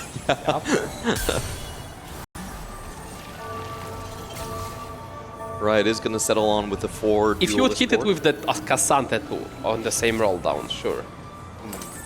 I could see that. Right, 2 GP players facing each other, both of them deciding to roll pretty heavily. It does look like Lisa needed to roll more to stabilize. Going head to head. Oh, but Solo's GP looks a bit more potent with that. He had Kobuko too, which absorbed a bit more damage. But the rest of the board looks a bit better on the Solo side. So it might be still going on the Solo side. Kai'Sa's still there. Yeah. Should be able to clean this up. Now it's a Kai'Sa 1 versus Kai'Sa 2. Yep. Scaled enough. Got some damage. And closed up. The duelist stacks. He's also needing a lot of items to make that composition Oh, will we work. see double down? There's no way, right? Come on, click it. Go big or go home. Yeah. This is the time. Yeah. Are you feeling lucky, Li Tuchuan? Oh, he's asking teammates. He's not feeling lucky. I don't think he took it. I think he has to pick the Augment before he can pick the... Okay, so he did double down. Yeah, he did, you can see on the rows. And he got the extra HP as a reward. Nice.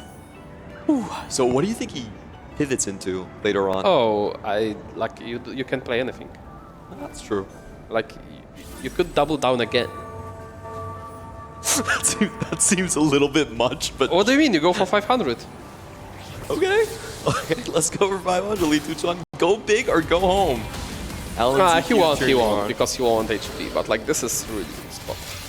And the nice part about the fully adapted, now you don't care about positioning it front or back, because the bonus is provided based on your tag, which is fighter, caster, or tank.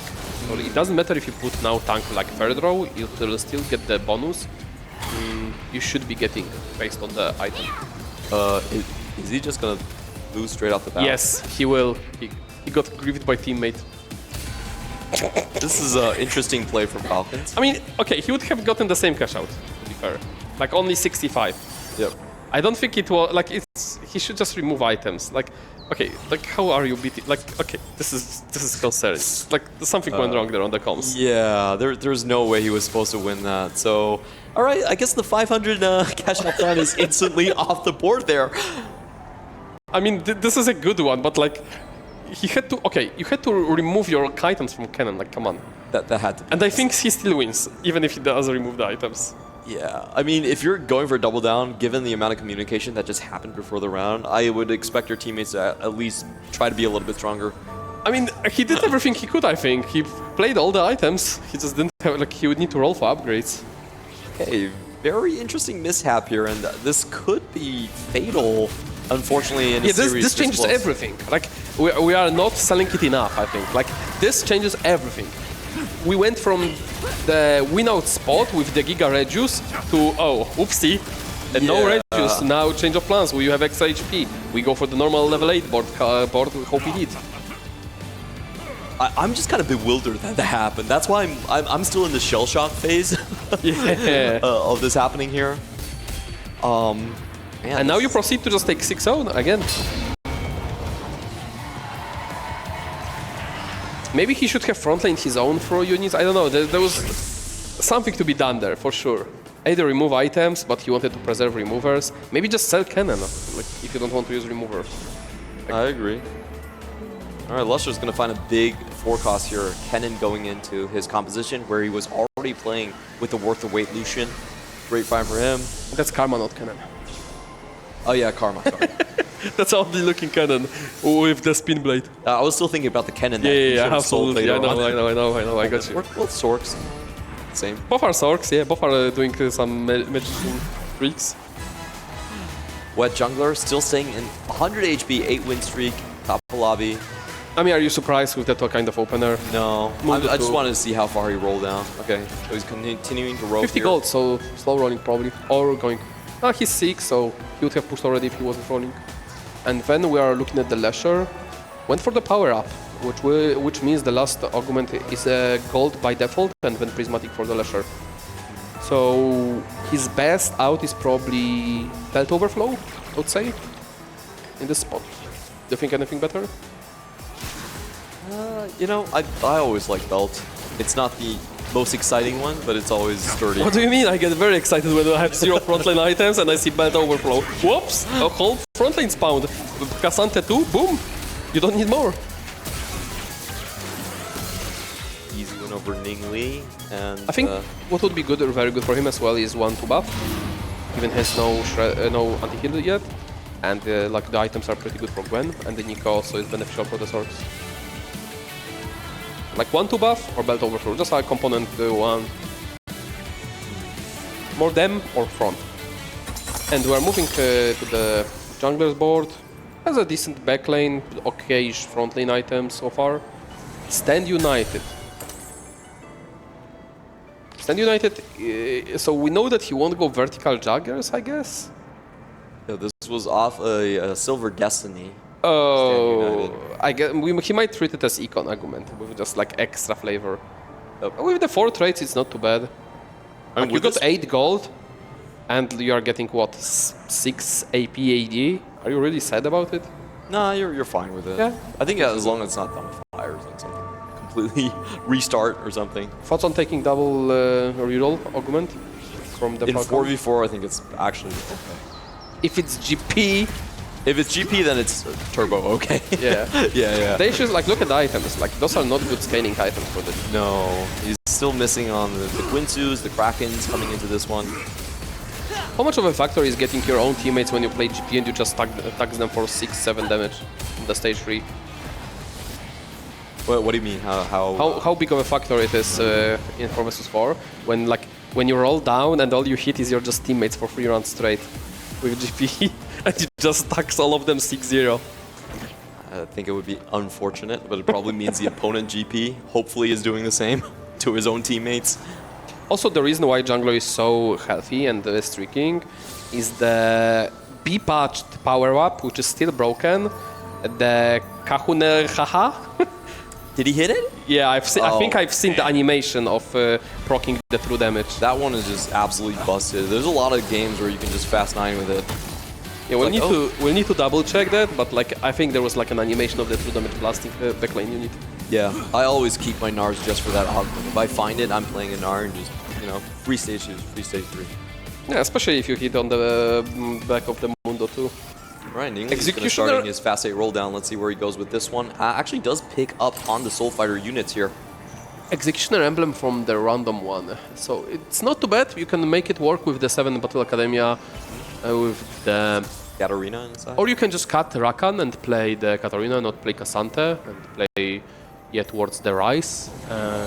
Or just if you manage to high roll Seraphine.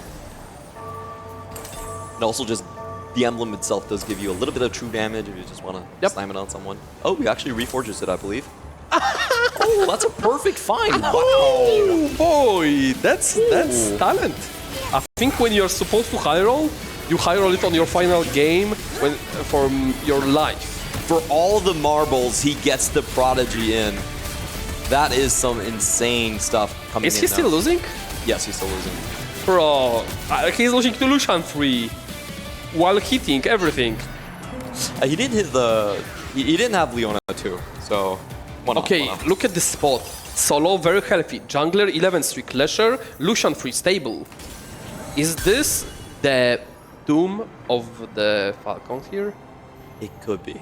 It does look very much like that. The HP leads are kind of massive here. That's at least 50 HP lead in the top. Is this Kahunana? A Kahuna Kuna? Is that how you pronounce it? Something, and then it's like it starts with K and ends with A. Yeah. Okay. It is. Kahuna Huna. There we go. Kahuna, no, it's Kahuna Hahun. No, sorry, hold up. Kahuna Huna. Yeah. Kahuna Huna. Yeah, it's Huna twice. Yeah. That's how I memorize it. Body change, power font for the Salvi. Hitting the front, missing on the back. Only one Yumi. Again, contested. Two-way at least Battle Academia. Together with the English, I believe. Was it English? I think it was Shelty. Oh, it might be Shelty, yeah. This looks a little bit precarious here for Salvi. He has no gold to roll anymore. Kind of has some natural things. The really cool part is when you're playing Battle Academia and your teammates are playing Mundo, it's like the Mundo players will be healthy enough so you can actually naturally, without sucking into them, win against them. The Mundo player with the Yumi, because it's a natural counter. So it's a really cool dynamic you can have a whole strat prepared for. So just to clarify that, you mean it's very easy for the Battle Academia to get a win against the Mundo? Exactly. If he kind of like sacks and exposes his back. And the Mundo usually player will have pretty much abundance of HP to give you to your teammate, and it won't be required to remove any items because you should be beating them naturally. Yeah, I could definitely see that coming into it.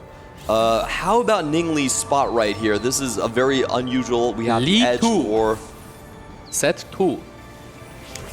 Set is the Lee is pretty good unit. yeah, Wait, that's a Samira 2. He hits everything. but the comp itself though. Yeah, like his like this is very good if you are playing in the balanced TFT patch. Yes. We are not. I feel like this board would lose to GP2. I'm sorry. Okay, I might be too much of the GP glazer. You're not wrong. I'll tell you that. I could definitely see it losing if there's like a Kabuko 3 or something. Okay, when is the... Okay, I was about to ask when is Nicholas about to lose the loss streak, but it's time. Now Litus1 still on the 6 loss. They did get double extra HP, which is very beneficial in 4 vs 4. Probably the best silver argument you can hope for. But I promise you are slow down in the denying. Salvi denies the karma. That would have been critical for Litus1's board there. Great find for him. Litus1 on the Seraphine 2. Oh, not stable. Seraphine 2, what are you need? 3 items. Again, it would be a great play if the Seraphine would be doing anything. Seraphine 2? I don't see a Seraphine yet. Is this Ari or Seraphine? That's Ari, unfortunately. It's probably even worse. No, Ari 2 is better than Seraphine. And Sorks, yes. Yeah. Yeah, she's definitely a unit. Okay, and English also having a pretty good augment for the Samira, which is Shadow Clone, one of the better ones. And Lee sitting on the final boss, which just stacks you the Omnibomb and the damage. 18 win streak on the top for MOUZ, not running into each other at all. Fight RNG, definitely favoring... Listen, you take those. Yeah, you do. You lose some, you win some, and when English will be fighting against Sork Lesher, that click Call to Chaos and... Okay, I'm assuming it's not XP, and I don't think it's gold with this board. It could be items. What did he get? Was this? Is this actually the board with gold, like, or extra rolls? I don't think so. Like, if you had gold, I would expect at least the Karma to. And he would go 9 probably of the Lucian 3, no? Yeah. So it can't be gold. Extra rolls? The 40 rolls. Yeah. We're checking on Li2 on 15 HP right now. Has not won a single match in stage 4. I mean, he won one during stage 3, the one after doubling up against teammate. Oh my god, I'm getting PTSD from that. Don't remind me. I mean, that's the only fight. Like, imagine this. He could be just now cashing out the second double down. Well, that's the difference. Honestly, that was a huge blunder. There is no way to go around that. That double down running into a teammate, when at least you could have gotten the second cash out. Shelty is going to have to keep him alive by removing items from the Yuumi. I don't think you sack for teammate here, honestly. I think you just sacrifice Li2 and you... I think Shelty has 63 HP, unless Shelty though. has a win-out spot, then sure. But like, is he having win-out spot? Not really. I don't see it with this board. Yeah. Even with Prodigy I plus think it's a waste of HP, so. honestly. It's a team HP that should... And it's just, like, do they really think the Salvi can go 8 here over Li2? That was like 1 extra HP. He could have still had. I don't know. I hate this sack from the Shelty. I think it's incorrect. You think it's like, just he needs probably to better sack to for... kill Like, Li2 look at off? the total HP. Like, he needs to sack for Lisao and he needs to sack for the Ningli steer. Possibly. And like, sacking HP for Li2 who is losing against everybody else. And Salvi had still 2 HPs there. Yeah, this board's not stabilizing on stage 5, though. Just a reminder that this is a Brahmin counter, so there's extra gold injection already, and the board still looks like this. Does find the Jarvan too. Holds the Yuumis. He's dead without Karma on this next roll. Oh, Let's go. gold. Gold Torbor. 20 gold. Rolling. We're 1 Karma off. Can he find the No critical Gwen, unit? no Karma. Cannon 2? Do you even buy it? I think you can't. Yeah. I think you have to roll for Karma on Gwen. Yeah, this is a... Okay, and like, we need to see the Salvi's board if he manages to find the stabilization here after the gold injection. Because those are the only 2 players who are potentially at 1 HP at this point. And they will be fighting each other. And there is Yuumi 1, however there is Cassante 2. And I believe there was better arguments for the Salvi. And he does have a better carry. Better itemization, but there are 2 carries on the Li2 board. Wait, moved items to the Lux. Oh, true. I do think Lux actually does pretty well sometimes, better than the Ari. I think that's a mistake. I think it's worse than Ari. I think it has to be Ari items. Man, Ari without Star Guardian is so slow. Like, I feel like a unit is balanced around I it. think this was the single-handedly most important fight now. The Salvi against Li2, and the Salvi just beating him out with that Yuumi was... That was a huge win. Yeah. And like, Lux does AoE damage, and he just needed single target to take down the front faster, so Karma spin could go farther. That's true, that's like, true. That's not what he needed. And look at that Karma too. Wow, what a beautiful unit sitting on the board. Li2 I mean, they're gripping each other because Li2 holding the extra Yuumi as well. Yep, holding hands, going down. This is just a battle who the tanks and Ave. Now the positioning. And he will face the... Oh, the teammate. Oh, it will be... Lisao still doesn't have the GP3. Even with all the extra rolls. Wait, okay, so there was... He removed, but he put back the items. Wait, I'm confused. What was he removing? Who was he removing for? It had to be Li2. There's no other I mean, he put them back right at the start fight. Yeah, because he Why saw he was remove? going against Salvi. I agree that he probably shouldn't have removed it, though. Yeah, but what's the... Yeah, exactly. What's the point of because like removing? Li2's dead anyway. He's dead right now. Yeah. I mean, I don't think he would even win if he didn't... Like, okay, I'm just confused. What's the point of remover there? Alan, you have to accept. Sometimes players make mistakes. Not everyone is... I mean, I'm assuming they're coming prepared, and it's just like, I'm not understanding something, you know? Like, I want the inside. Meanwhile, Ninglis cooked. This is 5 streak. This is so cool. This is unusual, where Flex, actually TFT, is paying off. Yeah, we saw He's this stable. earlier from Bintum as well. But of course, he's carrying the Samira this time instead. And also just the Oh, this is so cool. From the final boss, Juggernaut, Lee Sin 2. Playing around the 5-cost hits. And the Mundo abandoned the team. Yeah, I don't think Umuno is coming back. Samira Yeah. goes in. Can she find that Nara into the back line? Doesn't get any focus fire. And one true damage shot nearly takes the Samira Oh god, clone it's out. true damage. It was Shadow Clone, it's not real. Oh, but it will be now. I think it's a 6 Jugger Mundo already. Yeah. The damage just wasn't focused onto the back line. The Mundo moved out of the way, but Samira just, you know, flying somewhere else instead. Okay, so important part is, do not suck HP now for Salvi. He's out, he's 7th. I don't, unless he has Yumi 2 somewhere. There is no shot. He's too far off, and he's losing to a bunch of boards. You have to just cut him off. He made his part. He didn't go 8th. He was going 7th. So you just take this, and you focus on the other teammates. You do not want to suck HP here for him. If he wins, cool. If he doesn't, well, bye. Who do you think wins between Lusher and Ningli? I think that's the, you know, if I Salvi's... think Ningli doesn't win. Like, we just watched him lose to Nart. True, true. And there is already Karma 2 on the Lesher's board. I think that was a cool board for the stage 4, but I think it's gonna fall off to real boards now. And Salvi did find the upgrade. Yep. Should be a lot more stable at this point. So it does look like... Ooh, is he removing for the team? Is someone close to hitting something? Wait, whoa, okay, hold up. Yeah, the tank items are Maybe all he gone. wants to put one item on Cassante for the Cyberlink value. And just so much more, the Steadfast is so much more, sorry, the Stark is so much more effective on the... And he just picked up a new item, yep. Great item, Leona. And he will be finding Ningli. If he finds a win here, holy. Oh, that was such a cool item swap Oh, it's a towards the Braum Braum. too. That's already the second toss that he's got onto the main tank. This should be Ningli's fight. Yeah, the Braum 2 is just doing so much heavy lifting. Like, Braum is so effective against solo frontliners. And yeah, he just tosses it around. It will be very potent against Mundo as well. So like, it's definitely way better than Lee. All right. I love the item swap meantime, from Ningli. Lisa still not hitting that GP3. Wow. I mean, he's not the only GP player in the lobby, is he? No, but you have to consider he had 30 plus free rolls this game, so... I mean, he didn't roll on 6?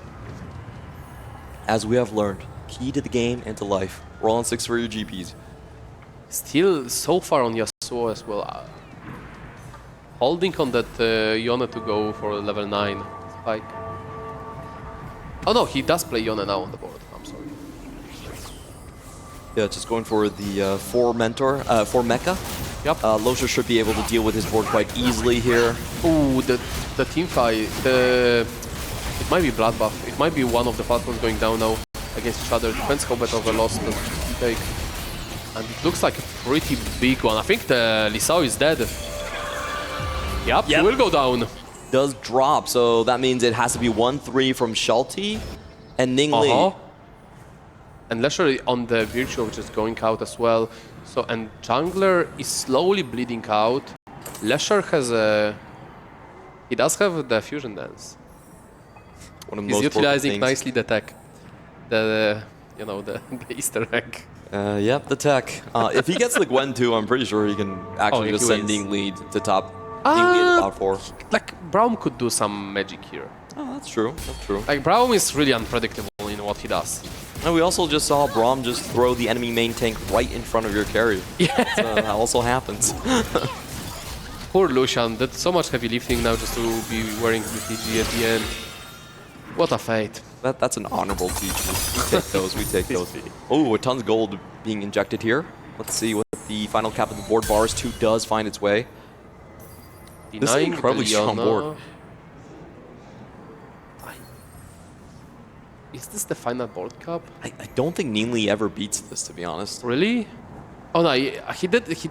Oh, true. The Braum will be not. Like, it depends on the targeting on the Braum, honestly. Yeah, because the Braum's never going to be targeting the Mundo early, and it's already 5 sniper. 5 sniper. Yeah. Oh, there is. Hold up. There is GP3. It's not from Lee Sao anymore. Yeah. It is. He does have but everything solo. to start except the GP. Oh, and Kabuto. Wet jungler. I think that's HP solo, leader. right? Yeah, that has to be solo. And he will be winning against Ghost. Solid win. If you're MOUZ, who do you designate as the win-out player? Because you just need the win-out. Oh, solo is down. So Lesher needs Gwen too. So I think it's jungler. Okay, jungler. They don't for the need win out. They just need to make sure Shelty goes bottom now, and they are fine. Yeah, that's true. That's So true. they just need to suck for Lesher. And then they don't have HP to suck for the Shelty anymore. The Ninglis cannot suck here, can he? He 17 did remove HP. the items from the Braum. He takes 13 HP minimum. Yeah. So there's So technically one life, you have but to if be he very sacks cautious you- about sucking. But like he cannot eliminate Shelty here. And like MOUZ will always suck here. And what we have Lesher against Shelty, and on our screen we have Lesher. Well, it's MOUZ against Oh, MOUZ. it's across the Ghost board. on the left one, or on the right one. Both fights are MOUZ against MOUZ. Oh no, Shelty on the left. Shelty is the one with the prodigy. Oh, the Yasuo finds him in the corner. Shelty goes down. I think that's it. Yeah. And Lesher survived. He got the teammate suck. So it's going to be a blowout for MOUZ. They take the win here. Yeah, and that looks like Mundo should take it. Yep. Yeah, it's not enough damage. It's minus coming 1 through. HP for the English. Yeah, and that will be it. Yeah, MOUZ stays in. Falcon with 1 game won, 0 matches will go out on the second elimination match. Yeah, and we're taking a look across the players right here. Lisao just having a chuckle at what happened in this game. He knows that this was not meeting their expectations. He just has to live with it now. On the other hand, for MOUZ, they're all smiles. They're sighing breaths of relief.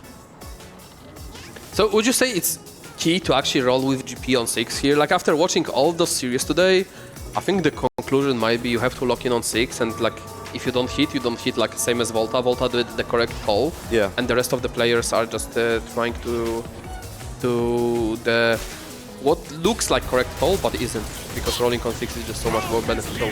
You do lose immediate HP, but once you hit 3, Yeah. like the stabilization is way too strong. And even though solo, look how stable he is with the like no real arguments. Yeah. Like what stars are born. And Lesher will go down against the Braum. I'm really keen to see the Ninglis cooked board, because this is the first like the second like the flex kind of TFT today. Yep, we got it from Bintum earlier in the day with T1. Now Ningli has to go up against the dangerous Mundo or in Juggernaut Sniper board. This is just such a great game from Wet Jungler. Now the clone for extra HP, going in to level up Kahuna Huna, a great pickup for this composition.